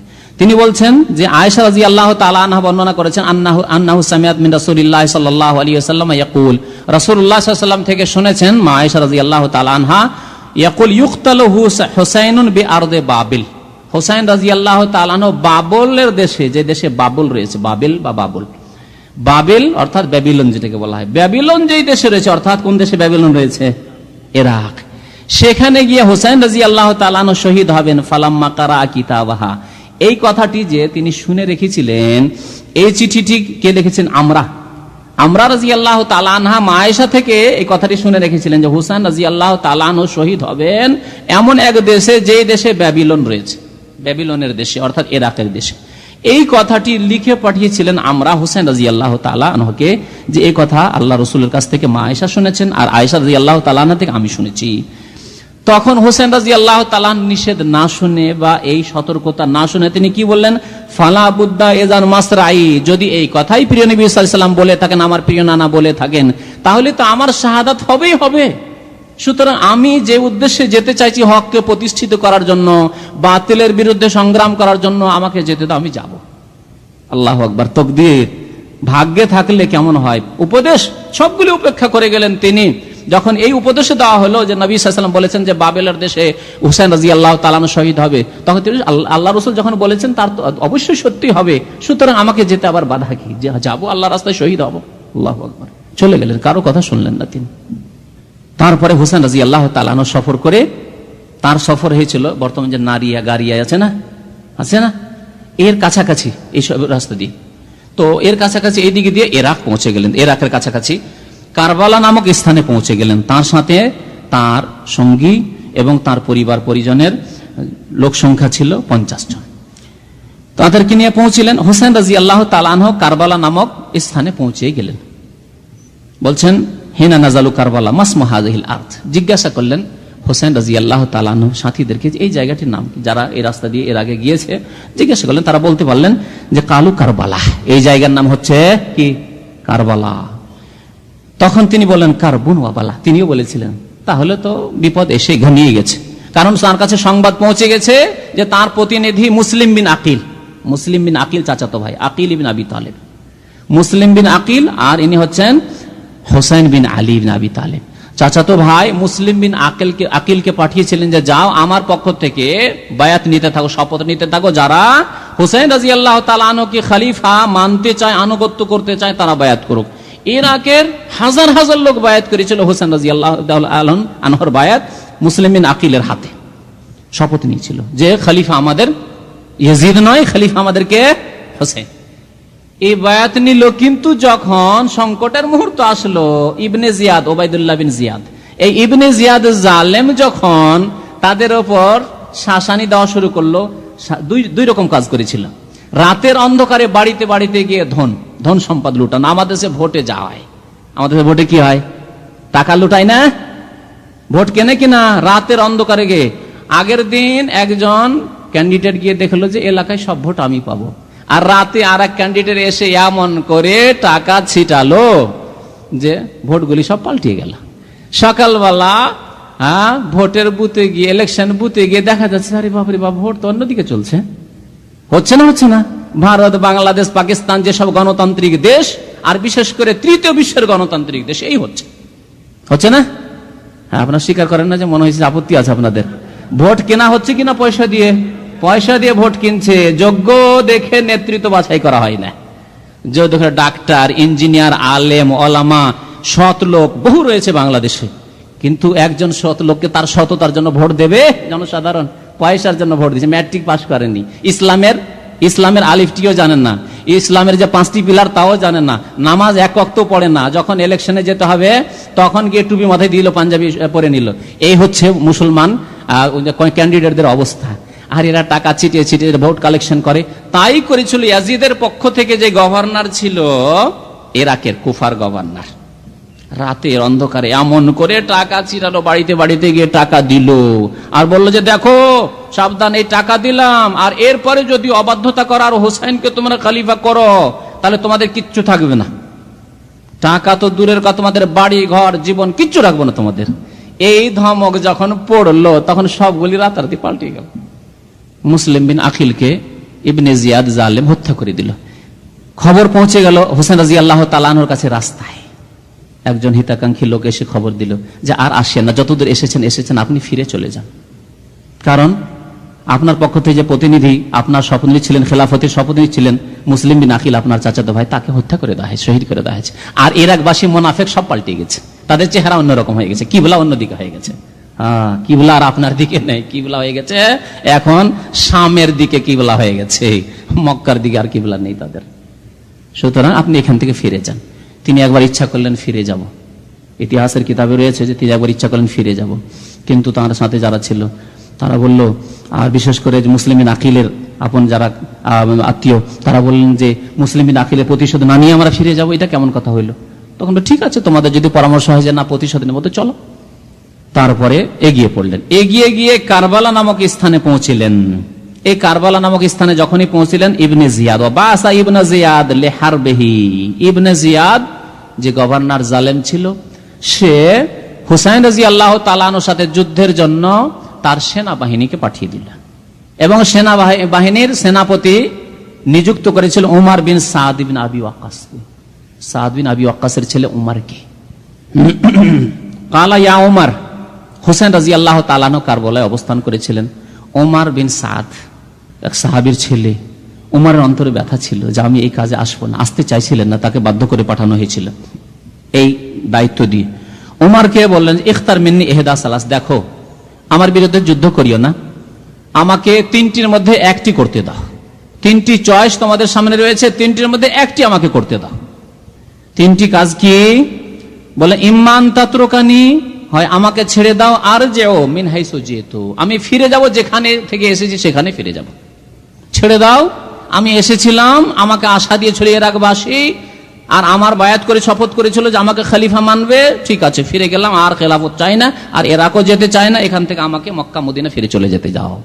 এক, যদি তা না মানো তাহলে দ্বিতীয় কাজ হচ্ছে যে আমাকে সরাসরি ইয়াজিদের কাছে যেতে দাও বা নিয়ে চলো, অন্য কারো কাছে আমি যাব না, সরাসরি ইয়াজিদ যার আমি আনুগত্য করিনি, কি জন্য করিনি তার সামনে সরাসরি বোঝাপড়া হবে, আর তারপরে যা হয় বায়াত করতে হয়, আনুগত্য করতে হয়, শপথ করতে হয়, তার সামনে গিয়ে সরাসরি করবো, যেহেতু আমি তার প্রতিদ্বন্দ্বী। 2, যদি এটিও না মানো, অমান্য করো, তাহলে তৃতীয় হচ্ছে যে আমাকে ছেড়ে দাও, মক্কা মদিনাও যেতে দেবে না ফিরে, আর ইয়াজিদের কাছেও আমাকে নিয়ে যাবে না, তাহলে আমাকে ছেড়ে দাও, আমি বর্ডারের দিকে তুরস্কর দিকে চলে যাব, আজারবাইজান যেদিকে রাশিয়া রয়েছে সেদিকে, উজবেকিস্তান সেই দিকে আমি চলে যাব, আর আল্লাহর জমিনের যতদূর পর্যন্ত ইসলাম পৌঁছেছে, আর যেখানে দেখবো যে ইসলাম পৌঁছেনি সেখানে আমি ইসলামের দাওয়াত এবং তাবলীগ এরশাদের কাজ করতে থাকবো, আর অসংখ্য মানুষ যারা কুফর শিরকে রয়েছে তাদেরকে কালেমা লা ইলাহা ইল্লাল্লাহ মুহাম্মাদুর রাসূলুল্লাহর দাওয়াত দিতে দিতে সেই দেশে আমি গিয়ে মারা যাব, আর কোনোদিন তোমাদের এলাকায় ফিরবো না। 3টি ইখতিয়ার, কি বললাম 3টি? প্রথম হচ্ছে যে আমাকে যেখান থেকে এসেছি সেখানে ফিরে যেতে দাও, আর না হলে আমাকে ইয়াজিদের কাছে সরাসরি নিয়ে চলো, সেখানে গিয়ে যা হবে হবে, সেখানে কথা বলবো সরাসরি, আর না হলে আমাকে আল্লাহ রাস্তায় জিহাদের জন্য ছেড়ে দাও, যেদিকে আমি যেতে পারি আল্লাহ রাস্তায় জিহাদ করতে করতে যতদূর পারি আমি আল্লাহর জমিনে চলে যাব। বলছেন ঐতিহাসিকরা যে এই ওমর তার অন্তরে ধার্মিকতা ছিল, নরম হয়ে গেল অন্তর, এবং তিনি রাজি হয়ে গেলেন যে ঠিক আছে, তবে মালিক যে গভর্নর বসে রয়েছে, পারমিশন নিতে হবে। বলছেন ইবনে জিয়াদ, এই ইবনে জিয়াদ যে গভর্নর কুফার, তাকে লিখে পাঠালেন, ওমর বিন সাদ লিখে পাঠালেন যে হুসেন রাদিয়াল্লাহু তাআলা এই তিনটির একটি করতে চাইছেন, আপনি তাড়াতাড়ি আদেশ পাঠান সেখান থেকে। ফাহাম্মা আন ইউসাইয়িরাহু ইলা ইয়াজিদ, ইবনে জিয়াদেরও মনে হলো যে ঠিক আছে, এই তিনটির মধ্যে একটি করা যাক, তা হচ্ছে ইয়াজিদের কাছে তাকে পাঠিয়ে দেওয়া যাক। ইয়াজিদের কাছে পাঠিয়ে দেওয়া, সরাসরি এখানে যুদ্ধ না করে অথবা তাকে বাধ্য না করে, আনুগত্যের জন্য শপথের জন্য বাধ্য না করে, বাই ফোর্স না করে তাকে পাঠিয়ে দেওয়া যাক শাম দেশে ইয়াজিদের কাছে। ফাকাল আল্লাহু শিমর বিন জিল জওশান, এ শিমর নামক মালাউন অভিশপ্ত, মালাউন অভিশপ্ত, লানত করা যাবে, মনে রাখবেন এ অভিশপ্তকে। এ শিমর, এ হচ্ছে বদবখত, বদনসিব। এই মানব জাতির ইতিহাসে যুগে যুগে এক একটি করে বদনসিব থাকে। নবী করিম সাল্লাল্লাহু আলাইহি ওয়াসাল্লাম বলেছেন যে সালেহ আলাইহিস সালামের উটকে যে জবাই করেছিল তাকে বলা হয়েছে কোরআনে কারীম এদিম বাসা আশকাহা, সবচেয়ে বেশি নিকৃষ্ট বদ প্রকৃতির মানুষ। আশকাহা মানে অত্যন্ত বদ প্রকৃতির মানুষ। এই বদ প্রকৃতির মানুষটি উঠে পড়লো আর গিয়ে মুজিজা অলৌকিকত্বের যে উষ্ট্রি আল্লাহ রাব্বুল আলামিন দিয়েছিলেন সালেহ আলাইহিস সালামের জাতির জন্য, সমুদ্রের জন্য, উটটিকে জবাই করে, উষ্ট্রিকে জবাই করে দিল। আর আল্লাহর আযাব তখন নেমে গেল সমুদ কওমের উপর। সমুদ কওমকে আল্লাহ রাব্বুল আলামিন ধ্বংস করে দিলেন। তাদের ধ্বংসাবশেষ এখনো রয়েছে তাবুক এলাকায়, আল ওলা নামক এলাকায় চলে যান, সেখানে গিয়ে দেখতে পাবেন এই এলাকা আল্লাহ ধ্বংস করেছেন। তো আল্লাহ কোরআনে কারিমে ওই জাতির আশকা, অত্যন্ত বদবখত এবং বদ প্রকৃতির মানুষ বলেছেন ওই ব্যক্তিকে, যার নাম ছিল কেদার বিন সালেফ, তাফসীর কিতাবে এসেছে। আর নবী করিম সাল্লাল্লাহু আলাইহি সাল্লাম যখন মক্কা মুকাররমে কাবার সামনে নামাজ পড়ছিলেন, সিজদার অবস্থায় ছিলেন, তখন এক বদনসিব কাফেরদের মক্কার উটের ভুঁড়ি নিয়ে এসে নবী সাল্লাল্লাহু আলাইহি সাল্লামের মোবারক কাঁধের উপর চাপিয়ে দিয়েছিল। নবী করিম সাল্লাল্লাহু আলাইহি সাল্লাম সিজদা থেকে উঠতে পারছিলেন না। আর কেউ সাহসও করছেন, অন্য দুর্বল সাহাবীরা সাহসও করছেন না যে গিয়ে উটের ভুঁড়ি সরিয়ে ফেলে, কারণ সাথে সাথে তাদেরকে হত্যা করে দেবে, খুন করে দেবে। কিছুই করতে পারছেন এই অবস্থায়। আব্দুল্লাহ বিন মাসউদ রাদিয়াল্লাহু তাআলা রিওয়ায়াত হাদিস বর্ণনা করছেন যে আমরা কিছুই করতে পারছি না। ফাতেমা রাদিয়াল্লাহু তাআলা আনহা দৌড় দিয়ে আসলেন, আর কোন রকম করে ছোট মেয়ে টেনে হেসে উটের ভুঁড়িটিকে সরালেন। নবী করিম সাল্লাল্লাহু আলাইহি ওয়াসাল্লাম তখন সেজদা থেকে উঠলেন আর বদ্দ অভিশাপ দিয়েছিলেন এই কাফের নেতা জালেমদেরকে, আল্লাহুম্মা আলাইকা বিহিম, আলাইকা বিহিম নাম ধরে ধরে। এই কাজ যে করেছিল তাকেও নবী করিম সাল্লাল্লাহু আলাইহি ওয়াসাল্লাম ফামবাসা আশকাল কওম, হাদিসে রয়েছে ফামবাসা, আশকা শব্দটি রয়েছে। আশকা মানে নিকৃষ্ট ব্যক্তি, অত্যন্ত বদ প্রকৃতির মানুষ। তার নাম ছিল উকবা বিন আবি মুইত, সিরাতে পাতায় রয়েছে উকবা বিন আবি মুইত এই কাজটি করেছিল, হালাক হয়েছিল বদরে এসে, এই মালাউন অভিশপ্ত। আর হুসাইন রাদিয়াল্লাহু তাআলা আনহু শাহাদাতের ক্ষেত্রে মুখ্য ভূমিকা পালন করেছে এই শিমর। শিমর বলেন না, ইয়াজিদের কাছে কেন পাঠাবেন, তা চলবে না, এক্ষুনি বায়াত নিতে হবে, আর বায়াত যদি না করে তাহলে তাকে খুন করব। আল্লাহু আকবার। আল্লাহ রাব্বুল আলামিনের ফয়সালা রয়েছে যে কারবালায় শহীদ হবেন হুসাইন রাদিয়াল্লাহু তাআলা আনহু। সময় বেশি হয়ে গেছে, কিছুক্ষণ সময় লাগবে, অসুবিধা নেই তো। ইবনে জিয়াদ সম্পর্কে আরেকটি কথা শুনে রাখুন। দেখেন, বংশেরও বড় মূল্য রয়েছে। এই বংশের পবিত্রতা অত্যন্ত মূল্যবান, বুঝছেন তো? বংশের পবিত্রতা, জি, বংশের পবিত্রতা অত্যন্ত মূল্যবান। ইবনে জিয়াদ কে জানেন? তার নাম ওবাইদুল্লাহ। আর জিয়াদ আবার তার পিতা কে জানেন? জিয়াদকে বলা হতো জিয়াদ বিন আবিহে বলা হতো, মানে তার বাবার নাম বলা হতো না। জিয়াদ বিন আবিহে মানে তার পিতার ছেলে। জিয়াদ কার ছেলে? তার পিতার ছেলে। আর তার পিতাকে নিখোঁজ। আবু সুফিয়ান, মুআবিয়া রাদিয়াল্লাহু তাআলার পিতা আবু সুফিয়ান জাহিলিয়াতের যুগে, কুফরের যুগে জেনা করেছিলেন। তো জেনা করেছিলেন কোন দাসীর সাথে, তার পেট থেকে জন্ম নিয়েছিল এই জিয়াদ। জিয়াদ জন্ম নিয়েছিল। আর এই জিয়াদের কুসন্তান হচ্ছে, পাপিষ্ট সন্তান হচ্ছে ওবাইদুল্লাহ, ওবাইদুল্লাহ বিন জিয়াদ বিন আবিহে। আবু সুফিয়ান অনেকদিন ধরে এই ছেলেকে স্বীকার করেনি, জিয়াদকে অস্বীকার করেছিল যে না, এটা আমার নয়। সেই জন্য তাকে তার বাবার নাম বলা হতো না, তাকে বলা হতো, প্রসিদ্ধ হয়ে গিয়েছিল মানুষের মাঝে জিয়াদ বিন আবি, জিয়াদ বিন আবিহে, মানে জিয়াদ তার পিতার ছেলে, জিয়াদ তার পিতার ছেলে। বুঝতে পারছেন কথা তো না? তারপরে যাই হোক কোনো ঘটনাক্রমে তারপরে আবু সুফিয়ান পরে স্বীকার করে নিয়েছিল যে এটি আমারই ছেলে, যদিও যারও সন্তান, হালাল করা নাই। তারপরেও স্বীকার করিয়েছিলেন আবু সুফিয়ান, যেটি আমার ছেলে, এবং আমার ছেলে হিসেবে গ্রহণ করে নিয়েছিলেন। তাহলে এদিক তারপরে বলা, পরবর্তীকালে তাকে বলা হতো, এই জন্য কখনো কখনো লিখা দেখবেন জিয়াদ বিন আবু সুফিয়ান। জিয়াদ কার ছেলে? আবু সুফিয়ানের ছেলে, কিন্তু আবু সুফিয়ানের হালাল ছেলে না, জারজ সন্তান। জারজ সন্তানের সন্তানে এ ওবায়দুল্লাহ জালেম, ওবায়দুল্লাহ বিন আবু জিয়াদ, যে হচ্ছে ইয়াজিদের পক্ষ থেকে কোথাকার গভর্নর। তার মানে ওবায়দুল্লাহ নাম খারাপ নাই, কথা ভাববেন না। কারণ তাবেঈনদের মধ্যে একজন প্রসিদ্ধ আলেম, 7 জন মদিনার আলেম ফাকিহ ছিলেন, তাদের অষ্টম কেউ ছিল না তাদের মোকাবিলায়। 7 জন, তাদেরকে বলা হতো ফোকাহে সাবাহ।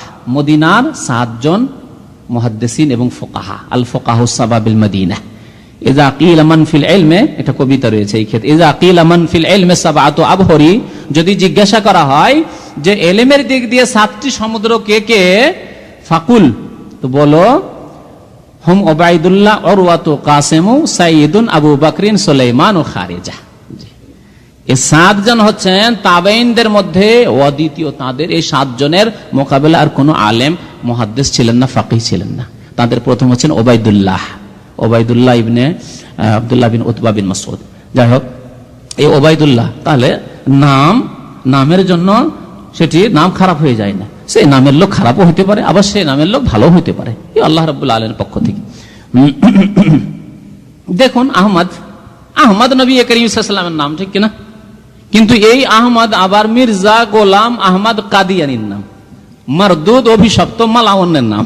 হ্যাঁ, যে কাদিয়ানি ধর্মের প্রবর্তক, নবী হওয়ার দাবি করেছে। আহমদ রেজা খান, কবর পূজারীদের ইমাম, ভারত, পাকিস্তান, বাংলাদেশের, যারা নিজেদেরকে রেজবি বেরেলভি বলে, তাদের ইমাম হচ্ছে আহমদ রেজা খান, তার নাম আহমদ। অথচ আহমদ নামটি কত সুন্দর। তো শিমর, এই অভিশপ্ত, আর অভিশপ্ত ইবনে জিয়াদ। এ শিমির বলল না, ইবনে জিয়াদ নমনীয় হয়ে গেছিল যে পাঠিয়ে দিই, ইয়াজিদের কাছে পাঠিয়ে দিই, আমরা আর ঝামেলায় যাব না, ওখানে গিয়ে ইয়াজিদ বোঝাপড়া করে নেবে হুসেনের সাথে। বলে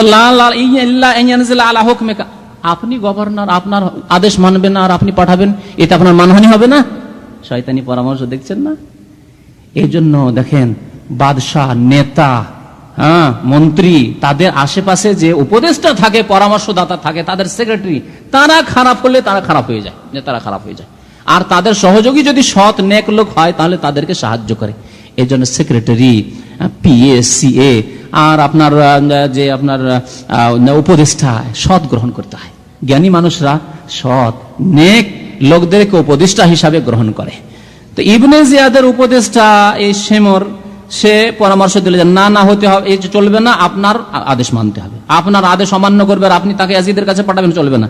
ফারসাল আলাইহি বিযালিকা, পাঠিয়ে দিল। বল ফাকাল আল হুসাইন ওয়াল্লাহি লা আফআল, হুসাইন রাদিয়াল্লাহু তাআলা আনহুকে এসে বলা হলো যে আপনার যে 3টি প্রস্তাব ছিল কোনটি গ্রহণ করা হলো না, আপনার উপায় নেই, এখন ইবনে জিয়াদের হাতে হাত দিয়ে আপনাকে আনুগত্য করতে হবে, আর না হলে যুদ্ধ ছাড়ার কোনো উপায় নেই।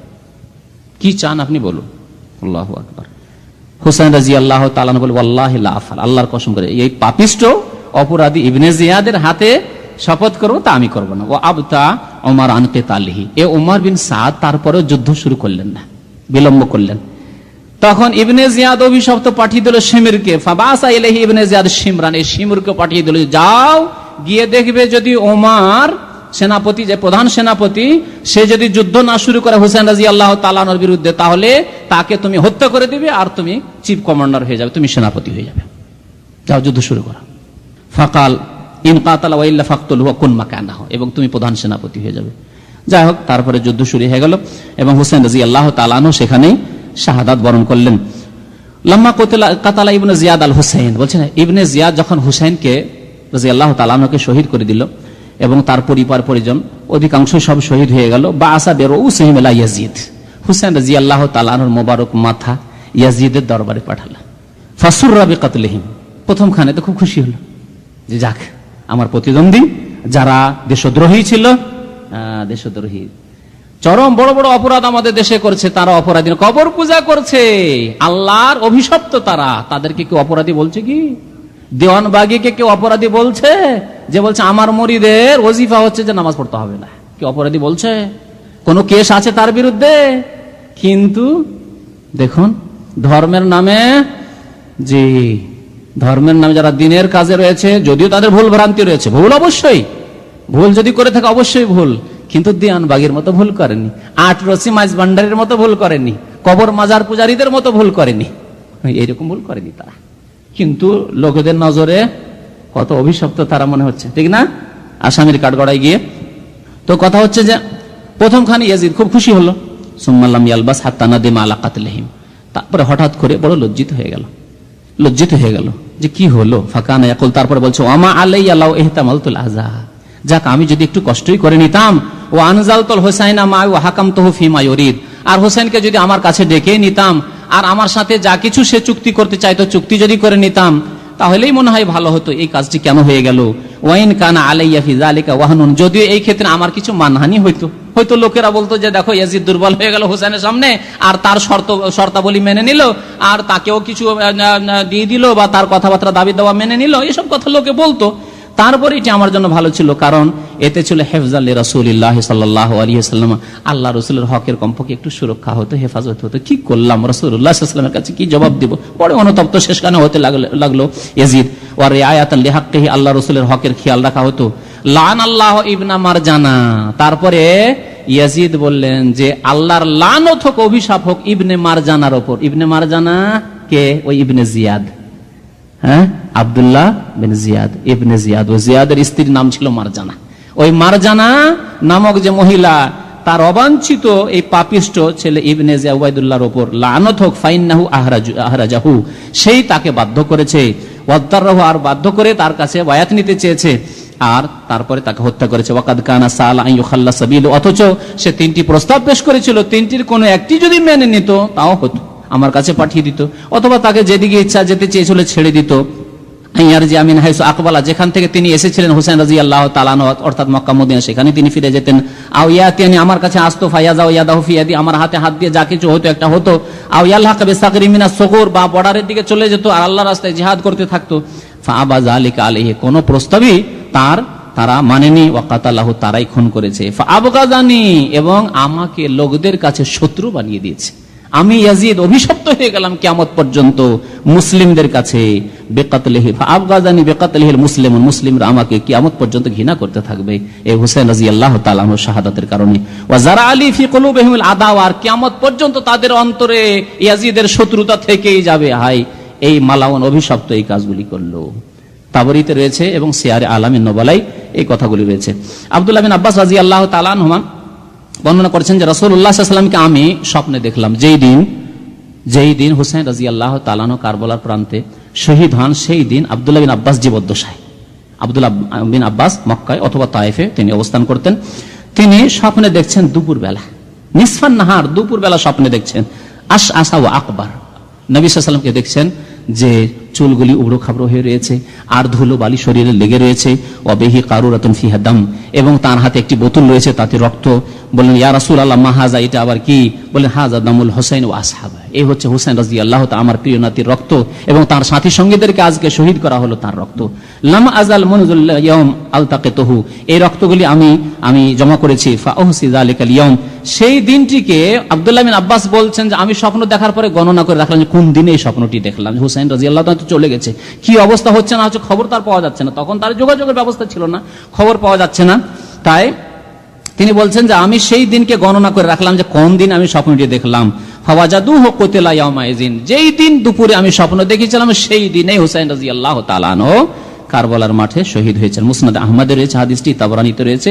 ওয়া সানাদুহু কাওয়িয়ুন, বলেছেন এর সনদ হচ্ছে শক্তিশালী, এবং বিদায়া নিহায়া ইবনে কাসিরের তাতেও রয়েছে। ইমাম যাহাবীর সিয়ার আলামিন নুবালায় এই ঘটনাটি বর্ণনা করা হয়েছে। এছাড়াও এই রকমের স্বপ্নের কথা উম্মে সালামা রাদিয়াল্লাহু তাআলা আনহাও বর্ণনা করেছেন। হুসাইন রাদিয়াল্লাহু তাআলা আনহু ইন্তেকাল করেছেন আশুরার দিন। আশুরা মানে মুহররম মাসের, আশুরা যে কোনো 10 তারিখে বলা হয়। মুহররম মাসের যদি 10 তারিখ হয় তাহলে বলতাম আশুরায়ে মুহররম। আশুরায়ে মুহররম মানে মুহররম মাসের 10ই মুহররম, মুহররম মাসের 10 তারিখে 61 হিজরিতে হযরত হুসাইন রাদিয়াল্লাহু তাআলা আনহু শহীদ হয়েছেন। আর কোন ঐতিহাসিক দিনটা বারটা বলেছেন শনিবারের দিন, আবার কেউ জুমার দিন অথবা সোমবারের দিন বলেছেন, হয় শনিবার অথবা সোমবার বা জুমার দিন, এইরকম তিনটি মত রয়েছে। উম্মে সালামা রাদিয়াল্লাহু তাআলা আনহা সম্পর্কে বলছেন এক সাহাবী বা তাবেঈ, বলছেন যে উম্মে সালামার কাছে ছিলাম, হিনা আতাহা কাতলুল হুসাইন, যখন হুসাইন রাদিয়াল্লাহু তাআলা আনহুর শহীদ হওয়ার খবর আসলো, উম্মে সালামা রাদিয়াল্লাহু তাআলা আনহা উম্মুল মুমিনিন আল্লাহ রাসূলের জাওজা মুহতারামা, তিনি তখন বেঁচে ছিলেন। এই খবর শুনে বললেন কাদ ফালুহা, হুসাইনকে শহীদ করে দিয়েছে তারা। মালা আল্লাহ বুয়ুতাহুম ওয়া কুবুরাহুম নারা, আল্লাহ তাদের ঘর, ইরাকবাসীর ঘর বাড়ি, তাদের দেশকে যেন আগুন দিয়ে ভর্তি করে দেয়। তারা এই আচরণ করলো প্রিয় নবী সাল্লাল্লাহু আলাইহি সাল্লামের প্রিয় নাতির সাথে। ওয়া ওয়াকাআত মাগশিয়াতান আলাইহা, আর এই কথা বলার পরেই তিনি বেহুশ হয়ে অচেতন হয়ে পড়ে গেলেন। বলুন ইন্না লিল্লাহি ওয়া ইন্না ইলাইহি রাজিউন। এই ছিল সংক্ষেপে, হলেও যথেষ্ট সময় হয়ে গেল, আপনাদের সময় অনেক বেশি নিয়ে নিয়েছি, কারণ এমন একটি বিষয় যেটাকে অনেক সংক্ষেপে করার পরেও এতটুকু করতে পেরেছি। তো এর চাইতে সংক্ষেপে করার মতো কোনো রাস্তাই পাইনি। আল্লাহ রাব্বুল আলামিন আমাদেরকে যেন নেক আমলের তৌফিক দান করেন। আল্লাহ রাব্বুল আলামিন আমাদেরকে হকের সাথ দেওয়ার, সত্যের সাথ দেওয়ার জন্য তৌফিক দান করেন, সত্যের সাহায্য সহযোগিতার জন্য তৌফিক দান করেন, সত্যপন্থীদেরকে ভালোবাসার জন্য তৌফিক দান করেন এবং তাদের সাথে যেন আমাদের হাসর করেন। আল্লাহ রাব্বুল আলামিন সাহাবায়ে কেরাম রিজওয়ানুল্লাহি তাআলা আলাইহিম আজমাইন, তাবেঈন, তাবা তাবেঈন, যারা নিষ্ঠার সাথে অনুকরণ করেছেন প্রিয় নবী সাল্লাল্লাহু আলাইহি সাল্লাম এবং সাহাবায়ে কেরামদের, খোলাফায়ে রাশিদিনদের, তাদের সাথে আমাদের যেন হাসর করেন, তাদের সাথে জান্নাতুল ফিরদাউসে যেন আমাদেরকে দাখিল করেন। আমিন। ওয়া সাল্লাল্লাহু আলা নবিয়িনা মুহাম্মদ ওয়া আলা আলিহি ওয়া সাহবিহি আজমাইন।